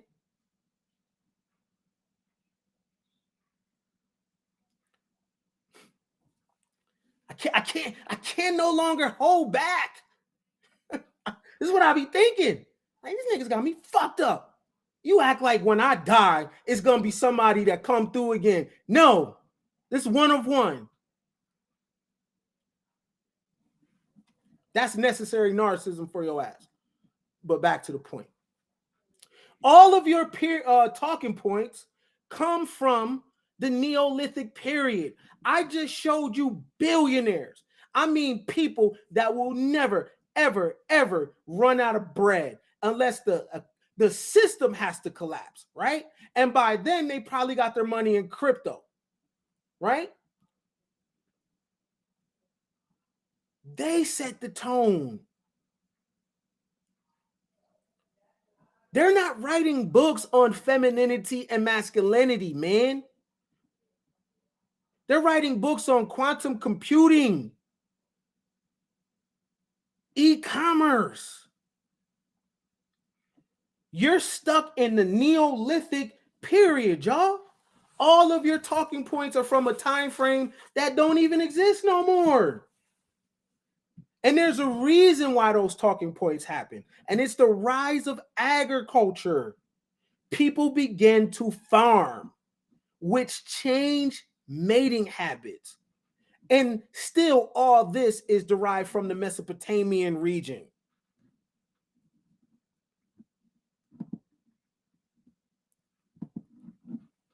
And the rise of monotheism, phallic worship.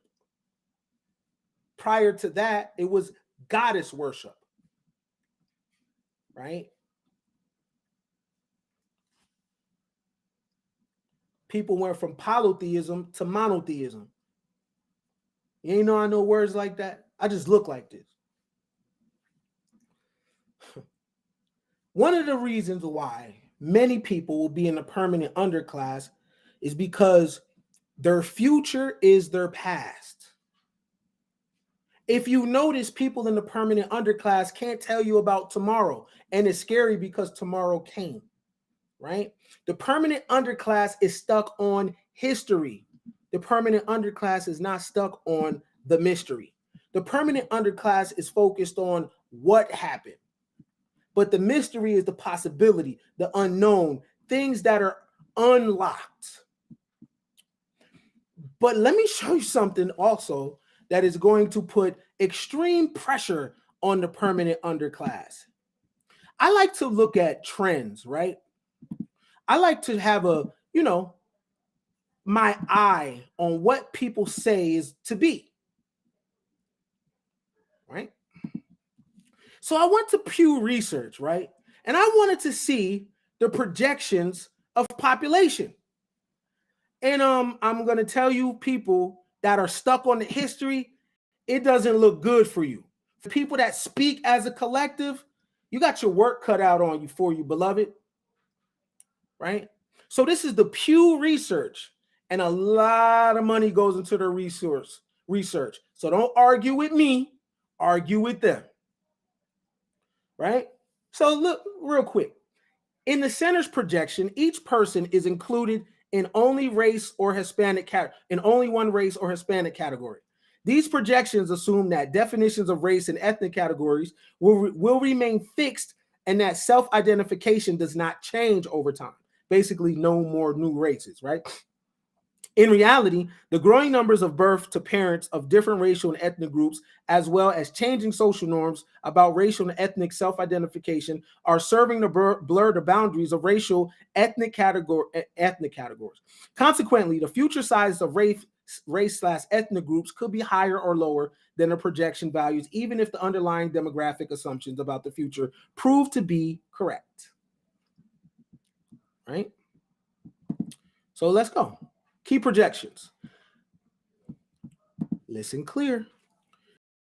Between 2005 and 2050, which is 25 years from now, what are we in, 29 years from now?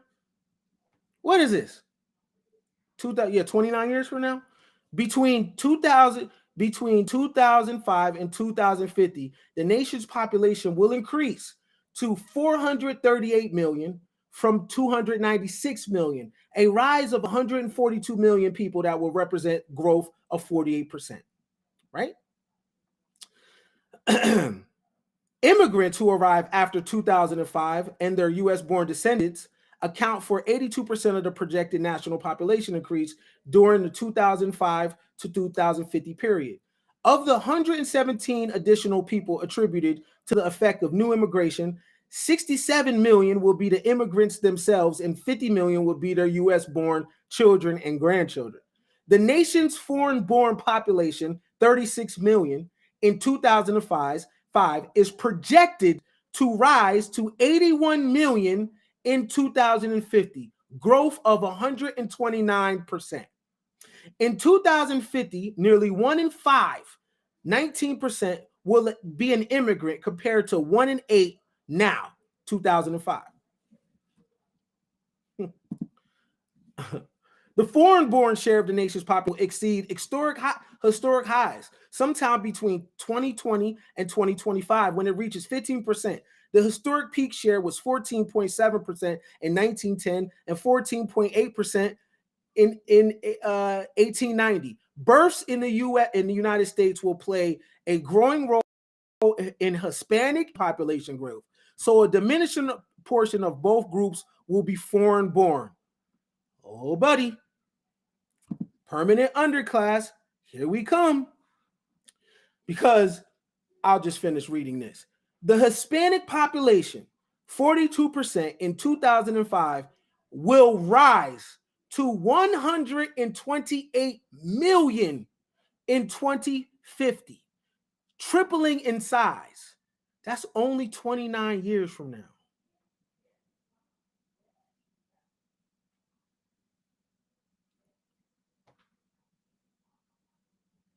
Latinos will be 29% of the population, compared with 14% in 2005. Latinos will account for 60% of the nation's population growth from 2005 to 2050. The Black population, pay attention. The Black population, 38 million in 2005, will grow to 59 million in 2050, a rise of 56%. In 2050, the nation's population will be 13.4% Black compared with 12.8% in 2005. In 2050, the Hispanic population will be 128 million. In 2050, the Negro or African American, whoever y'all want to be to this week, will be 59 million. Where are your babies going to work? This is your lifetime.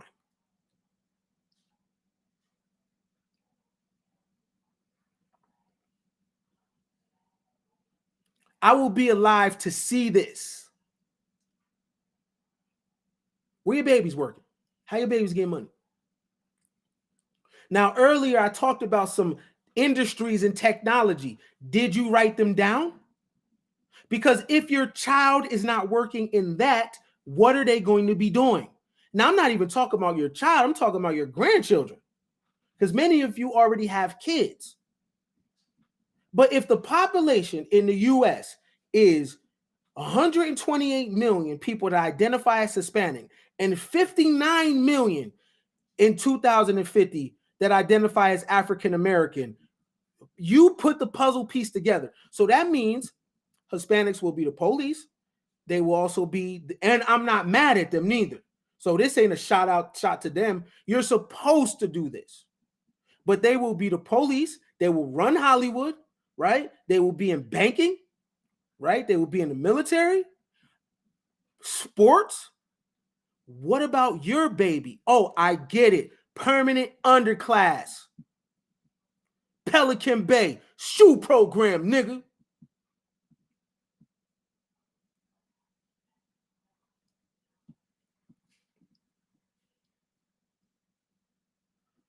The Asian population, 14 million in 2005 will grow to 41 million in 2050, nearly tripling size. In 2050, the nation's population will be 9% Asian, compared with 5% in 2005.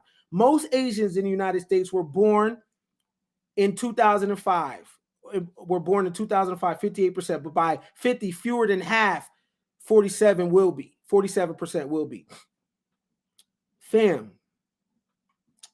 So the Hispanic population in 2050 will be 128 million, based on Pew Research projections. And the Asian population will be 41 million.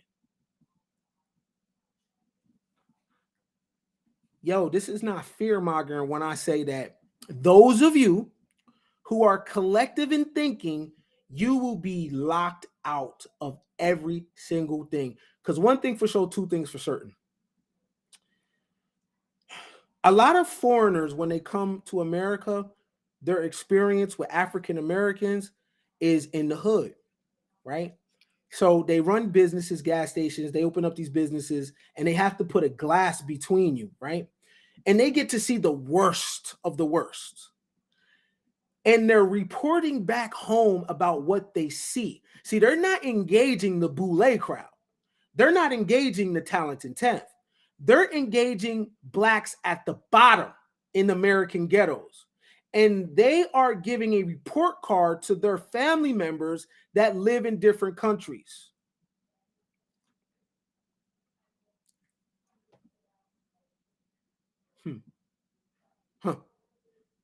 What do you think about that? You think they're going to give out a job? You think they're going to let you work in their business? Your only hope as a Black American, because I know that's the most people that follow me, and I know that's the people in my chat. How do I know? Because y'all be stingy with that paper. I know it's niggas following me. It's hard to squeeze $1 out, you know. Your only hope for future upward mobility is in government and in tech. That's it. That's it. That's your only hope, fam. That's your only hope. Tech. The industries that I mentioned earlier. You will be, by 2050, officially locked out of any American upward mobility. How to make you feel to be locked out. And this is the place of your foremothers and forefathers. And you're locked out of the land that your blood is attached to? Where are you going? Africa? Where are you going?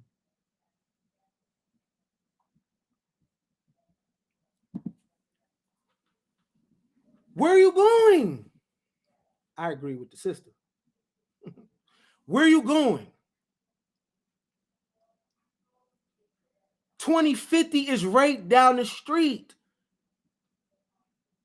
You can think you're good. You can pray all you want.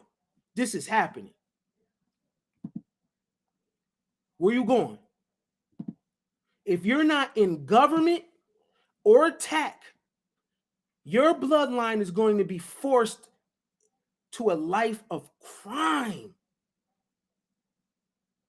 servitude in the country where your forefathers and foremothers have been for millions of years.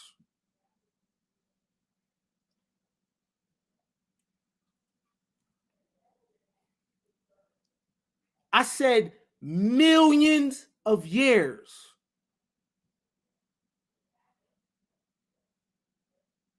North America, Central America, South America. You are Hiram Abiff that the Lodge, that the Masonic speaks of.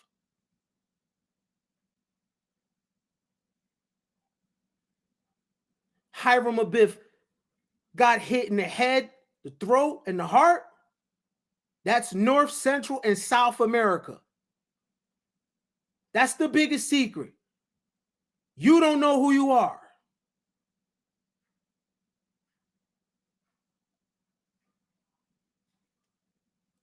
That's another story. But many of you have not even experienced the American dream yet. And the projection is that you never will. But why though? Your own behavior. We already dealt with the ingredients of the underclass. It's your behavior that is stopping this shit. The system don't have to prey on you. I'll talk about that in a second. They have moved on to other things. This is in our lifetime. I'm only 37. 2050 is my lifetime. So guess what? I have a subscription to Rosetta Stone to learn Spanish. You know why? You know why? It is not to the strongest of species that survives, nor the most intelligent that survives. It is the one that is the most adaptable to change, that lives within the means available and works cooperatively against common traits. My bloodline is not going to stink on my watch. My bloodline will not be forced into crime on my watch. My bloodline and everybody that I'm affiliated with, man, listen, we are going to go down swinging. And we're going to do everything in our power to be on the up and up. We're going to put our dealings over our feelings. If I know that in 29 years, that this country is going to be 128 million strong with people that identify with Hispanic, I'm learning Spanish. And if I know that 41 million people here will be of Asian descent, many speaking Mandarin, I'm learning Mandarin. And I know many of these industries that are being controlled are controlled by people with a Jewish background, then I'm spending the rest of my 20 years learning Hebrew as well.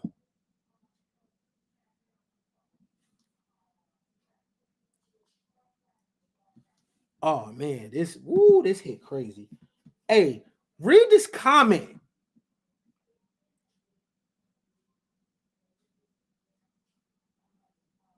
Read this comment, man. Blacks are going to be exhibited in museums. That don't do something to you? They're going to talk about, oh yeah, man, there was, yeah, this is where hip hop started. Yeah.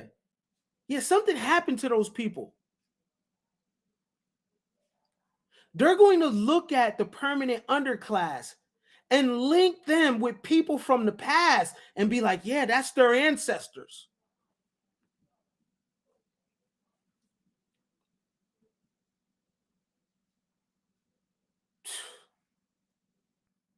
We going in museums?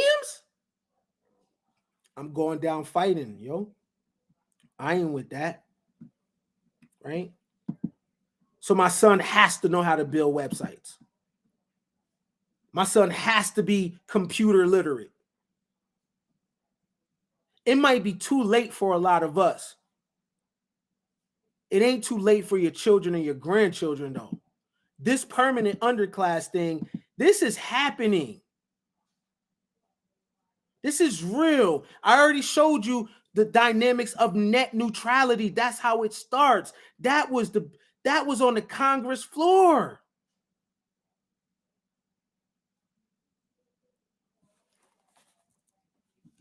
We are in the mind economy, and y'all talking about dating.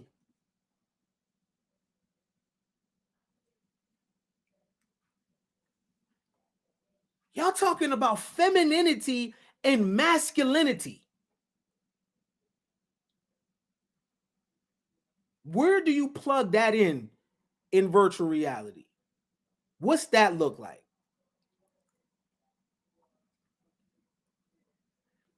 Being feminine is not going to save a woman from the permanent underclass. Handkerchief heads. Being masculine is not going to save you from the permanent underclass, beloved. What's going to save you? Being able to adapt to change. You can have all the femininity you want, all the lipstick you want, all the pig feet, all the hog maw.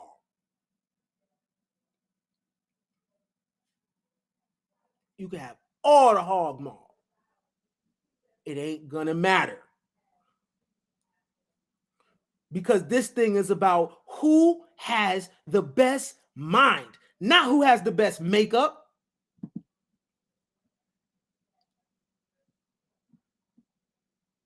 You women are having babies thinking there's a future for your baby because you look good?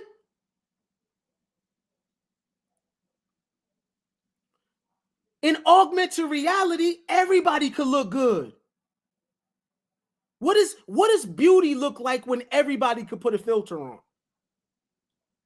And everybody can get enhanced in their body. What does beauty look like? You can't fake intelligence though, fam. This is about who got the best mind. So if you are thinking of having children, you want to link with the person with the best mind. The man or woman that can help you produce the next innovative thinker. The man or woman that can help you produce the child that can problem solve, that adds, that can make a correction to economies, that can help humanity figure out a different way to do business, that can help humanity figure out a way to use energy better.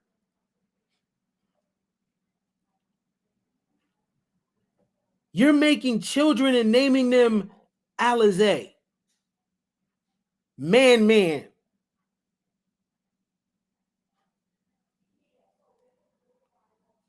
Calling them king, dressing them in Jordans. You have already put them in to what Aldous Huxley talked about.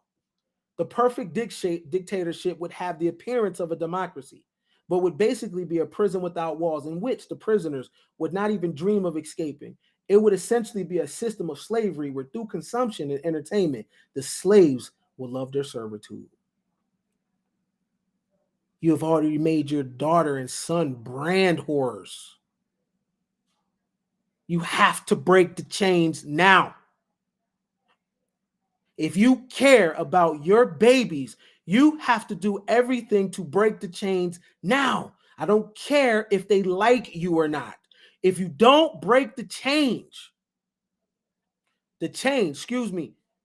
your children will live in a dystopian future the likes of Steven Spielberg can't even create.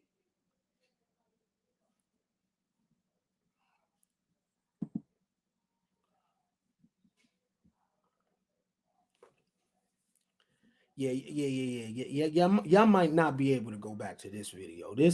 This video might go on is going to KenBillions.com. Yeah. You won't be able to go try to play this for your husband later. Look, baby. Hell to the nah. Nope. Or it's going to the highest bidder.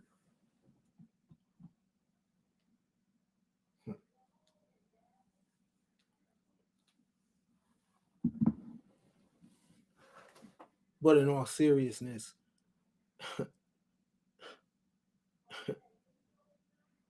you don't got time, man, because of the algorithm and the way that it works.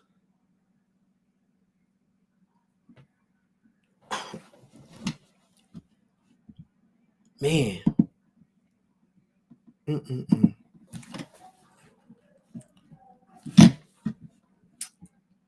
$20.50.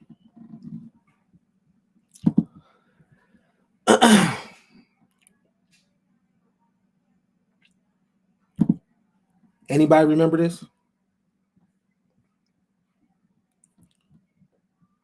This shit is surgical. This shit is surgical. Hey, I admit I'm not really the dude that is good with like 10-minute videos.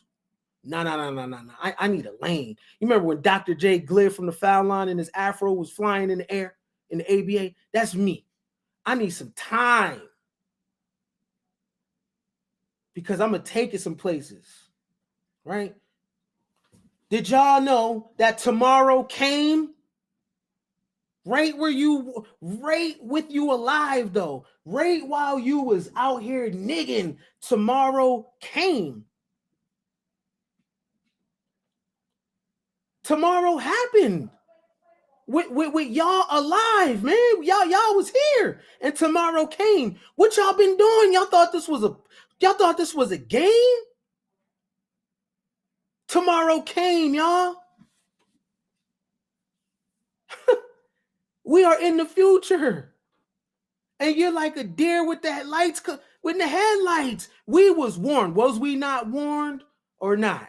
Was we warned? Yes, we was. Tomorrow came. Y'all remember this, right? Can we prove tomorrow came? Can we prove it?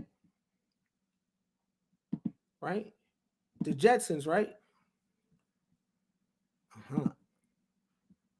See, we be thinking it's a game, right? Tomorrow came. World's first wingless compact aircraft moves a step closer to reality. But I'm just capping though. White supremacy though. Y'all keep fighting them ghosts. Let me tell you something for those conscious niggas. White supremacy does not have to focus on you. Your algorithm will keep you in place.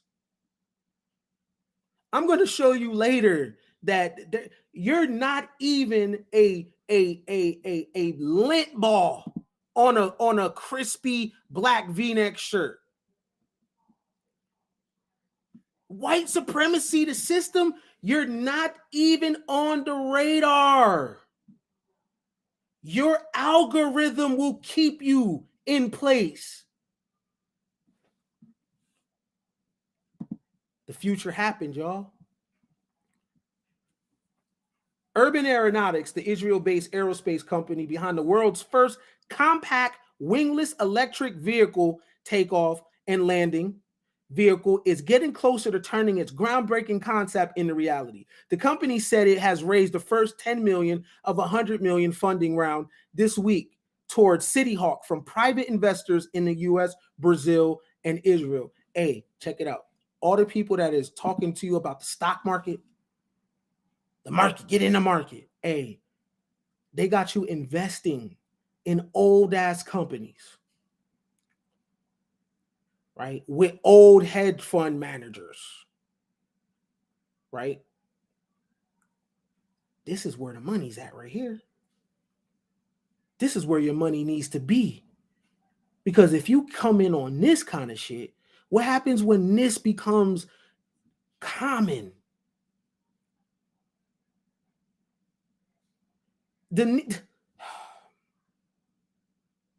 Man, people, we so behind. They are pushing you, invest in the stocks, the market. Man, how old is the CEO of the company?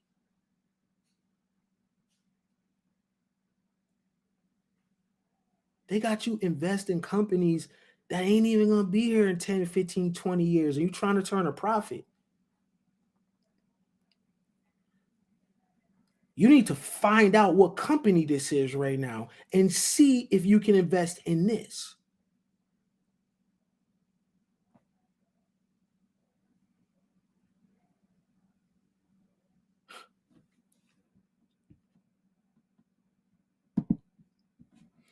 According to the company, the car size 6-seater City Hawk has more in common with birds than with nearly every other EVTO, I believe electric vehicle prototype in existence. With a distinct wingless exterior and patent fully enclosed fan craft rotor system, the City Hawk is mainly designed for commercial air charters and emergency medical services. It will be fueled by hydrogen, the most sustainable technology in development today. This means it must be able to conduct multiple trips within a city with zero emissions and minimal noise. Yo, somebody got to work on these cars. No admissions.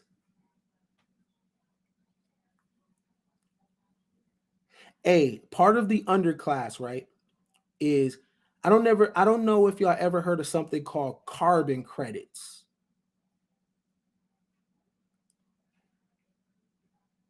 Look in the carbon credits.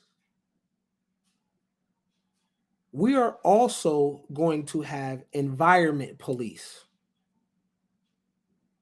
That if you are, because we're actually about to tighten up with the environment, because the environment is going to go through some interesting changes, right? It's not global warming that you should be totally scared of. It's superstorms, right? And then when those superstorms are able to connect with each other, right? If they happen simultaneously, called a geostorm.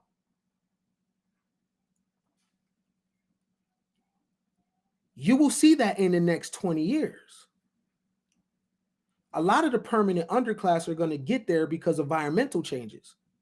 But you will also be judged by your like environmental output. How much energy do you consume?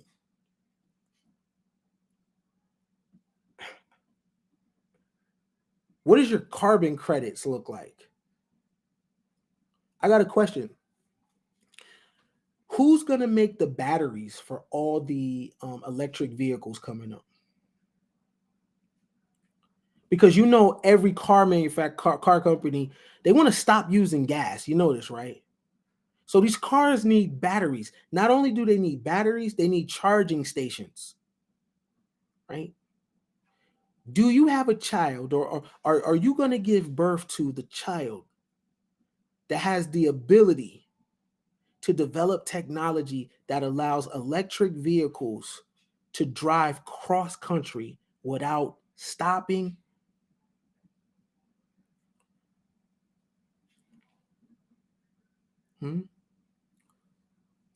Drive completely on solar energy, and you don't need to plug in and charge the battery.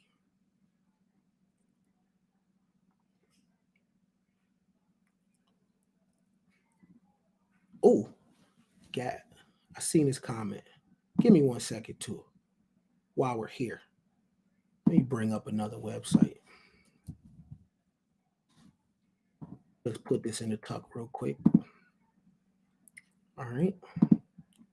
Thank you for that alley-oop. Sound like I'm capping, right? Permanent underclass is a real thing, but let's finish this up, right? Remember, this what you grew up on, right? Why? This what you grew up on, right? Thought it was a game, thought it was a plaything, right? This is what it is, right? An innovative fancraft technology is based on dual enclosed ducted rotors with a variable pitch for thrust control, which enable uncompromised stability even in strong winds and turbulence, hovering and landing. The enclosed structure also results in minimal noise, both inside and outside the. So this thing is going to be moving around with no sound.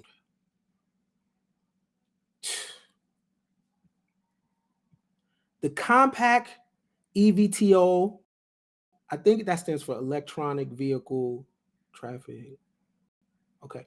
Also incorporates autonomous systems able to detect, avoid oncoming traffic, power lines, and other structures along the route. Besides the multispectral see-through weather detection and anti-icing capabilities enabled to or VTOL to fly safely at night in inclement weather and in degraded visibility conditions. In addition, the compact design makes it possible to land City Hawk at your block's rooftop, vertipoint to save an hour by flying over traffic, especially in case of emergencies. Inside, the City Hawk has all the perks of a luxury car with comfortable seats, Wi-Fi, touchscreens, plus a view of your city from above.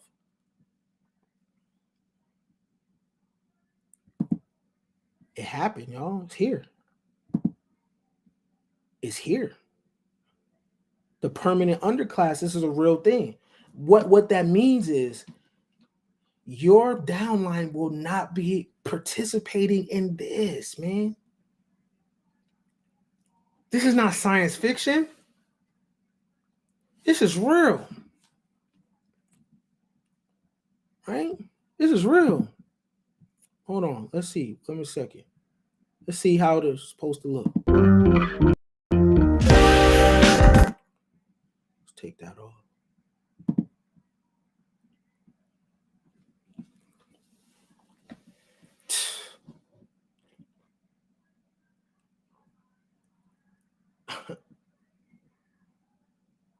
Come on, man.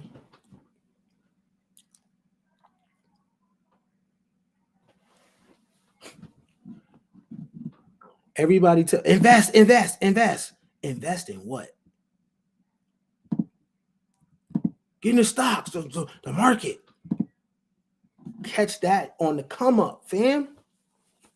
Catch that on the come up. Tomorrow happened, but somebody mentioned in the chat real quick that gas will be gone soon. Okay. Permanent underclass. Let's go.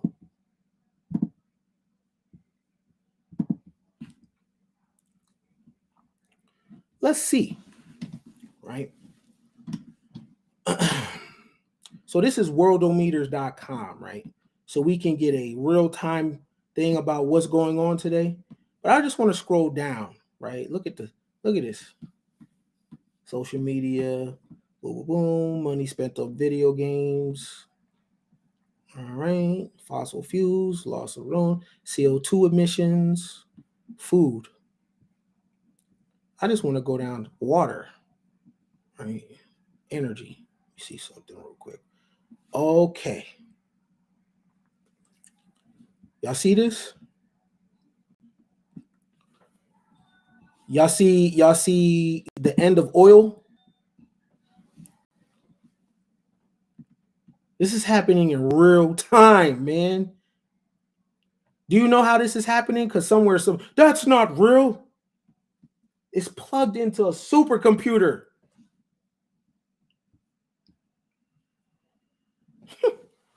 Look at days of oil left. 42 years. I may be alive to see the days of oil dying. Days of natural gas. 57,000 days natural gas gone. Gone. Y'all got kids, man. What do y'all be talking about? Are y'all stuck in what the Declaration of Independence and the pursuit of happiness? That's all y'all want to talk about is feelings, right? How you feel. I know that's what you want to do because every time you open your mouth, you say, well, I just feel like. Well, I just feel.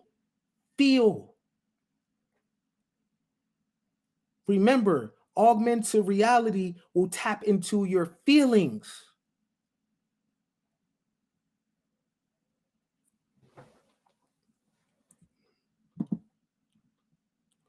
Humans will go extinct, a certain type of human, right? There's types of human, like Australopithecus, Cro-Magnon. That's a type of human, right? But human 3.0 will not go extinct because human 3.0 will be part human, part internet.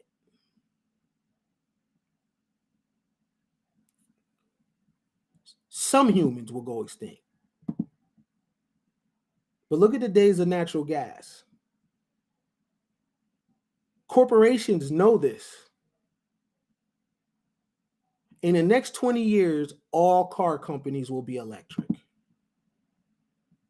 And if you are driving around with a car that takes gasoline, that's an indicator that you're the permanent underclass, because first of all, it's going to be a crime to even have that kind of emissions.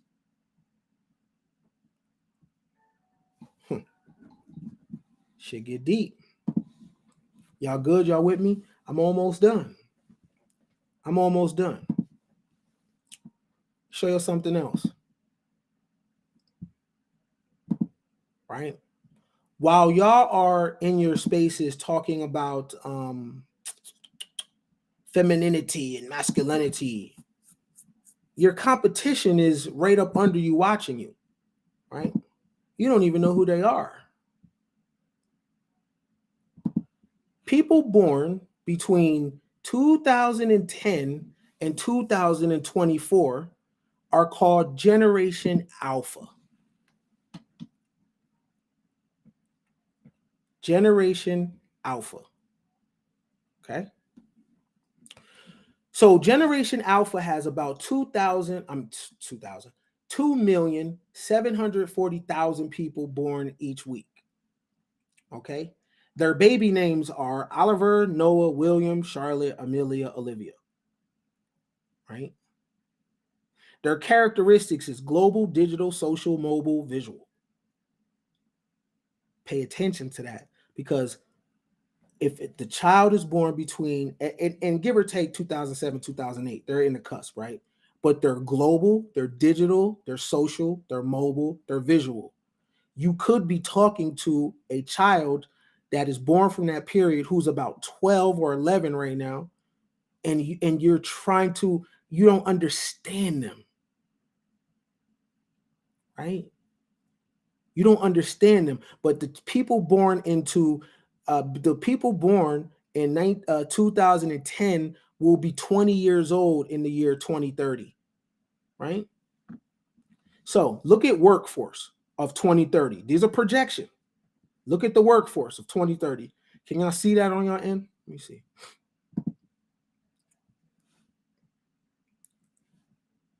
Okay. Can y'all see that? Okay. All right. So the workforce in 2030. So the X, Y, and the Z, that's generations. Okay. So Generation X will be 23%. Generation Y will be 32%. Gen Z will be 34%. And Alpha will be just coming into the workforce, and they will be 11% of the population. Right? But Gen X will be the smallest group. They're on their way out of here. All right. Incoming technology. Right? So all the technologies has happened. iPad, Instagram, Siri, GoPro, 3D printers, Google Glasses, Apple Watch, Tesla, Fortnite, smart sneakers, AirPods, 5G, biometrics, automated vehicles, quantum computing, aerial ride sharing. This is the world that Generation Alpha lives in, right? And look what goes out. MySpace, Street Directory, Paper, MP3 player, BlackBerry, fax machine, landline phone, CD, DVD, GPS unit, car ignition, right? So the concept of even sticking a car key in a car to get it started is primitive. Textbooks, desktop computer, credit cards, wallet, analog watch. Look at the new jobs, y'all. Cybersecurity, UX manager, drone pilot, blockchain developer, digital designer, virtual reality engineer, biorobotics mechanic, sleep technician, sustainability officer, driverless train operator, well-being manager, AI specialist, life simplifier, urban farmer, space tourism agent. Space tourism agent.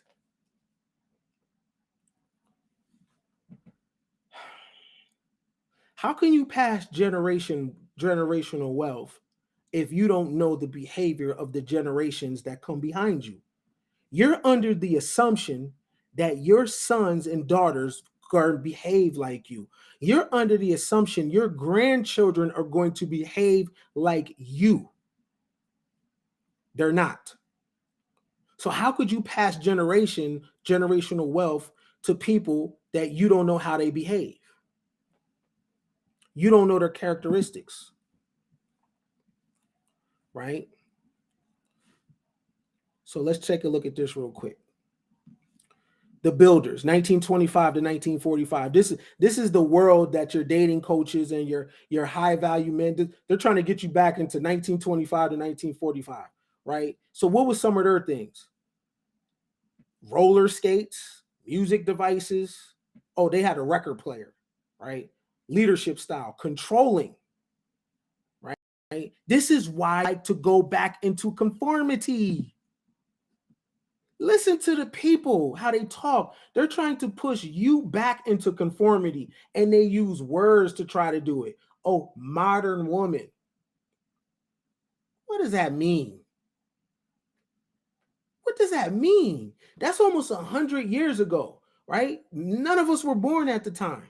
So they're trying to, what a dude named Logic Sphere calls shame, blame, and explain, right? They're trying to shame, blame, and explain you back into conformity because their leadership style was controlling authority. They like to be told what to do, right? So their content was cinema. Then you have the baby boomers who are born between 1946 and 1964. Look at their toy, a Frisbee. The audio cassette was their music device. Their leadership style was directing, and their screen content was TV.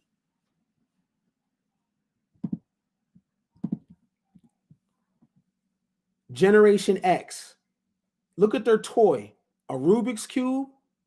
Their music device is a Walkman, and their leadership style was coordinating.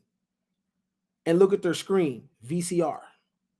Then you got Generation Y, who are born 1980 to 1994. Look at their BMX bike was their toy. Look at their music, 2001, the iPod. Their leadership style, guiding. Their screen, the internet. Then you have Gen Z. Look at their toy, folding scooter. Look at their music, Spotify. Their leadership style, empowering. How do we know this? Because Generation Z is about living in your truth. Follow your passion, right? They are attracted to empowering language, but they do not like anybody lording over them. And look at their screen device. Now, let's talk Gen Alpha, who are born between 1910 and 2010 and 2024. The fidget spinner, right? Their music, smart speakers. Their leadership style, inspiring. And their screen access is streaming.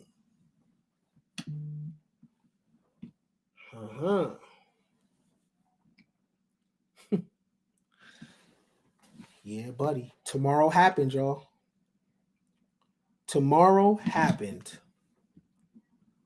Right in front of you, right? Let me show you how tomorrow happened, right? Read one more thing. You'll find this very interesting. It could also be extremely scary too, right?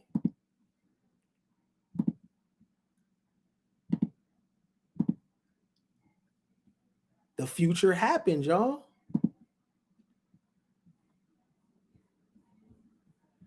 Oh, are they making me sign in? Let me see. Damn. 1 second. They're making me sign in. 1 second. Hold on. Take this down. Y'all niggas is nosy. 1 second. So the new thing is digital real estate, right? Digital real estate. That's why when these old guards are talking, I'm like, man, yeah, whatever. What are you talking about? Like, I pride myself into knowing what's cracking. All right, let me see. Thank y'all for being patient. See. All right, let's bring it back up. Y'all know how to act when y'all want to. Right? Metaverse real estate piles up record sales in Sandbox and other virtual realms. So this is from Wall Street Journal. Remember I talked about how everything is tribal? I pay to be on this site just so I can get the intel from the insiders. I pay to be here. Right? So this was written November 30th. This is oh, we can listen to this joint. Let me see. Metaverse real estate piles up record sales in Sandbox and other virtual realms. Okay. Firms' purchases of digital land in online worlds are bets that property values will rise as more people join in. By Conrad Putzier. November 30th, 2021, 5:33 a.m. Eastern Time. The latest hot real estate market isn't on the scenic coasts or in balmy Sunbelt cities. It's in the metaverse where gamers are flocking and digital property sales are setting new records. A growing... Can y'all hear this? Yeah. Fair use and all that. I wonder if they'll flag me for that. What y'all think? Think they'll flag me for that? Or should I read it? What y'all think? You think they'll flag me?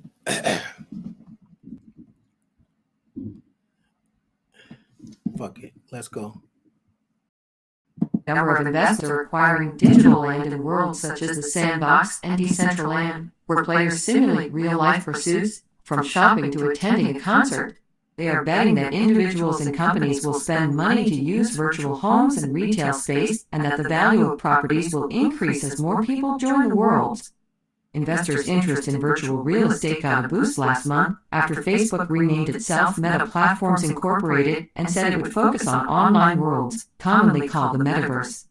That interest reached a new peak on Tuesday when Republic Realm, a firm that develops real estate in the metaverse, said it paid $4.3 million for land in the World Sandbox, the biggest virtual real estate sale publicized to date, according to the company and to data from the website nonfungible.com, which tracks digital land sales.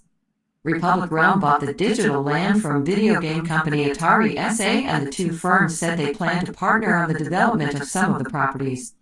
That acquisition broke a record set just last week by a subsidiary of Canadian investment firm Tokens.com Corporation, which said it paid around $2.5 million for land in the World Decentraland's Fashion District.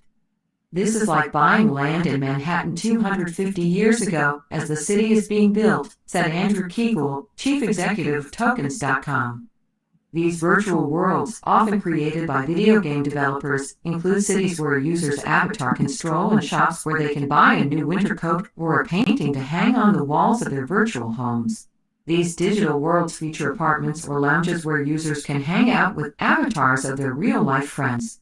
Participants pay in cryptocurrencies to gamble in virtual casinos or to indulge in more extravagant pursuits such as virtual yachts.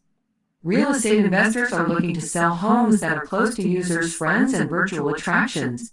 They are also developing retail spaces, which they hope to lease to virtual retailers for rent priced in hard currency or cryptocurrency. Ownership of land is recorded through so-called non-fungible tokens, digital identifiers that act as de facto deeds. Property sales are usually done in a cryptocurrency unique to each metaverse. The investments can be risky. Unlike actual real estate, which tends to retain some value even during a market downturn, the value of virtual properties could fall to zero if the world they are in goes out of fashion and people stop visiting it. Prices can also be slammed by the volatility of cryptocurrencies, said Zach Aarons, general partner of the real estate-focused venture capital firm Metaprop. If I buy a building for 40 ETH and then Ethereum goes from $4,000 to $100, that's a fundamental risk that I'm not really taking when I'm buying a piece of physical real estate, he said. Republic Realm is trying to reduce the risk by buying land in a number of different virtual worlds, said co-founder Janine Yorio. The company says it runs 2 real-world investment vehicles focused on virtual real estate and owns about 2,500 plots of digital land across 19 worlds.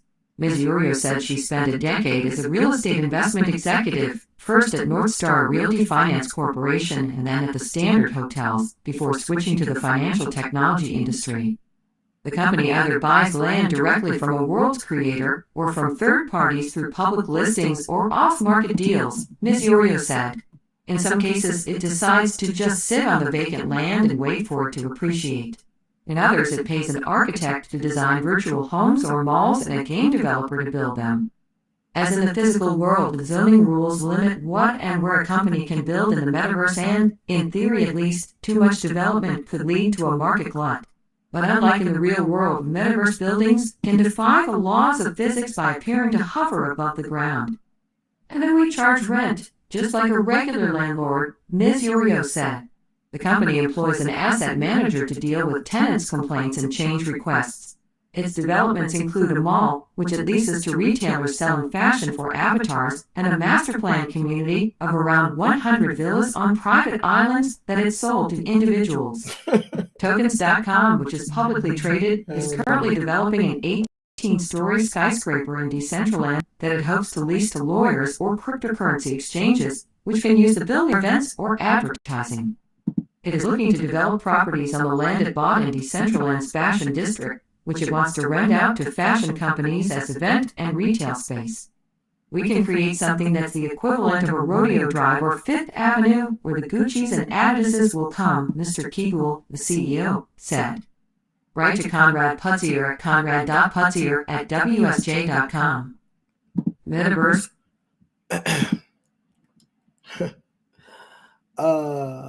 I pay for that. Right? I'm subscribed to them, right?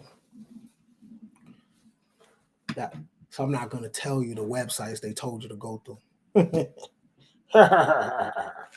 Right? But let me tell you something. I'm going to end this like this, right?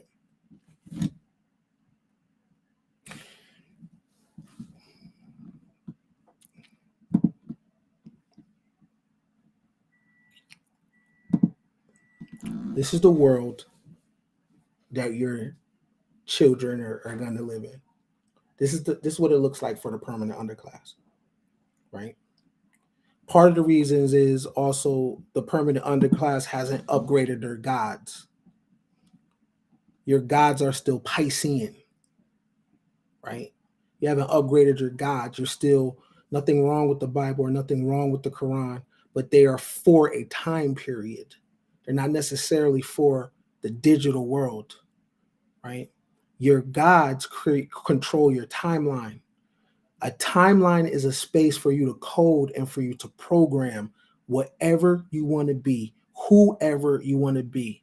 It's a clean slate, and it goes into the cloud.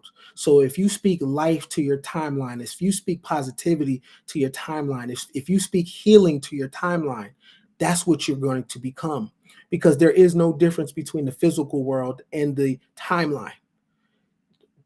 The permanent underclass are going to be people that don't know how to use their timeline. And this is the world that they create.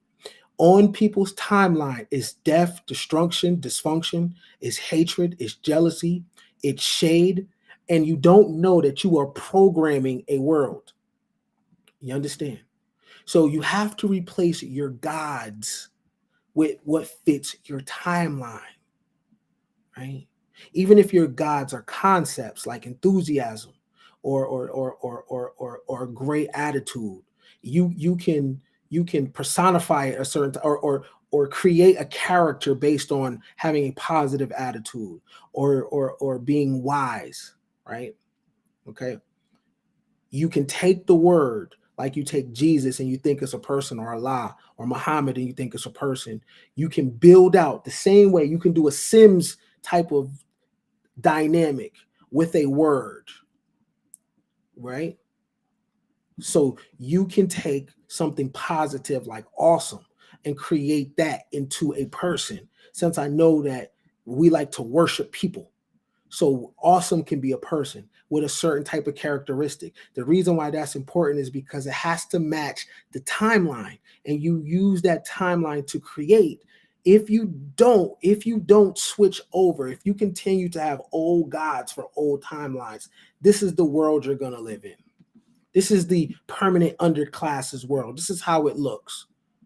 But the masters of the universe, they don't live in that world. They live in this world.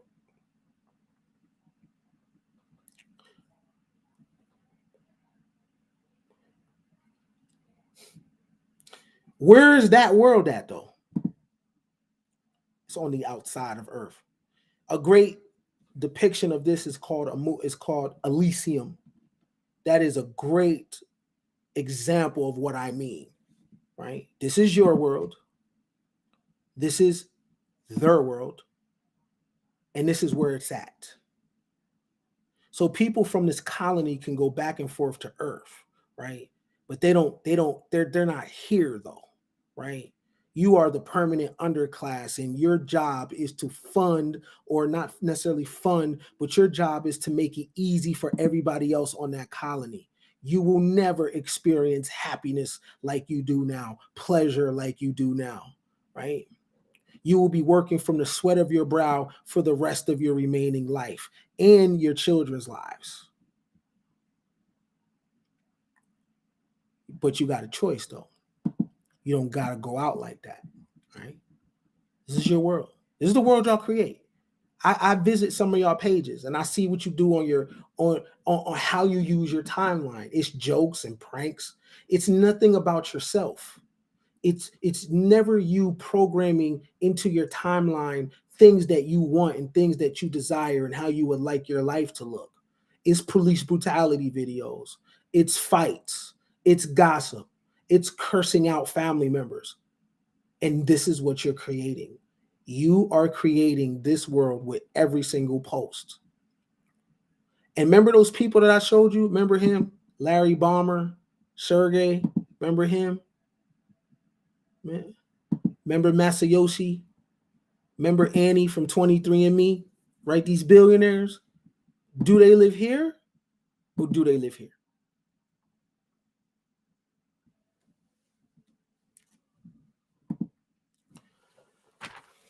What will history say about you, beloved? What will history say about you? Right? Let me tell you what they're going to say. Damn. Y'all had Ken Billions and you ain't know what to do with them? Damn. You had the ability to get a free library card and you didn't? Damn. You could have mated with anybody and you chose to mate based off looks? Damn. Netflix got a whole document a section for how you say that word? Documentaries.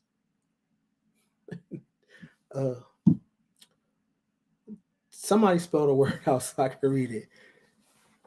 Man, I lost my thought. Netflix has a whole area for, I'm gonna get the word, documentaries. Man, you see what happens? You don't suck the life out of me, right? Now I gotta go somewhere and get my swag. Docuseries, documentaries, right? All that, right? See, that's what happens when it's not fair exchange. Feel me? So when one thing is going out and the person ends up getting sucked dry, and then I gotta go find some swag somewhere, right? But Netflix has a whole area of that, and you can be anything you want there. I mean, you can go learn. Do you? If you go to YouTube right now and you put audiobooks, how long do you think that's going to be there? Right? So what will history say about you? Well, they're going to look at your children and your downline, and that's how they're going to judge you, right? Because your babies will be here. And people here are going to be looking from here, talking about the behavior of people on Earth. It's not too late. Start now. Be the change that you want to see, right? Or not. Because after all, man, after all, I could be capping. Biggest game, it's like, remember we was all back in high school? Some of you may be still in high school or whatever, but follow me. We had the regular class, and then you had honors class. And I feel like Ken Billion's game is nothing but honors class. Everything that you learned in life and been through in life, or whatever he's talking about at that certain time, like point of reference, game for guys. Everybody learn game from somebody and this and that, and it's all over the place. But once I listened to Game for Guys, it was like being in an honors class. Ken is a brilliant guy. I still listen to him to this day. Listen to him almost every other day, and I stay studying. And if I look at his video and he's giving us homework, I'm gonna look through that video. I'm gonna write my notes down. I'm gonna do my homework. Then I'm gonna watch the next video. I mean, you just can't get enough of the game and the knowledge that this brother brings to you. He's allowed me to look back into history, my own history. I found out about black people that I never even knew about. Black millionaires and people like that. Recently, I learned about the reticular activating system, and that's something that I'm studying up on as we speak. Which I plan on reprogramming myself. You know what I'm saying? So overall, the Ken Billion's game has done a lot for me. It's allowed me to elevate as a man, as a father. It just allowed me to be more excited about life and not be in the program of being oppressed. And that's one of the main things for me that I have to say that this game has done for me. I'm so glad that I ran across it.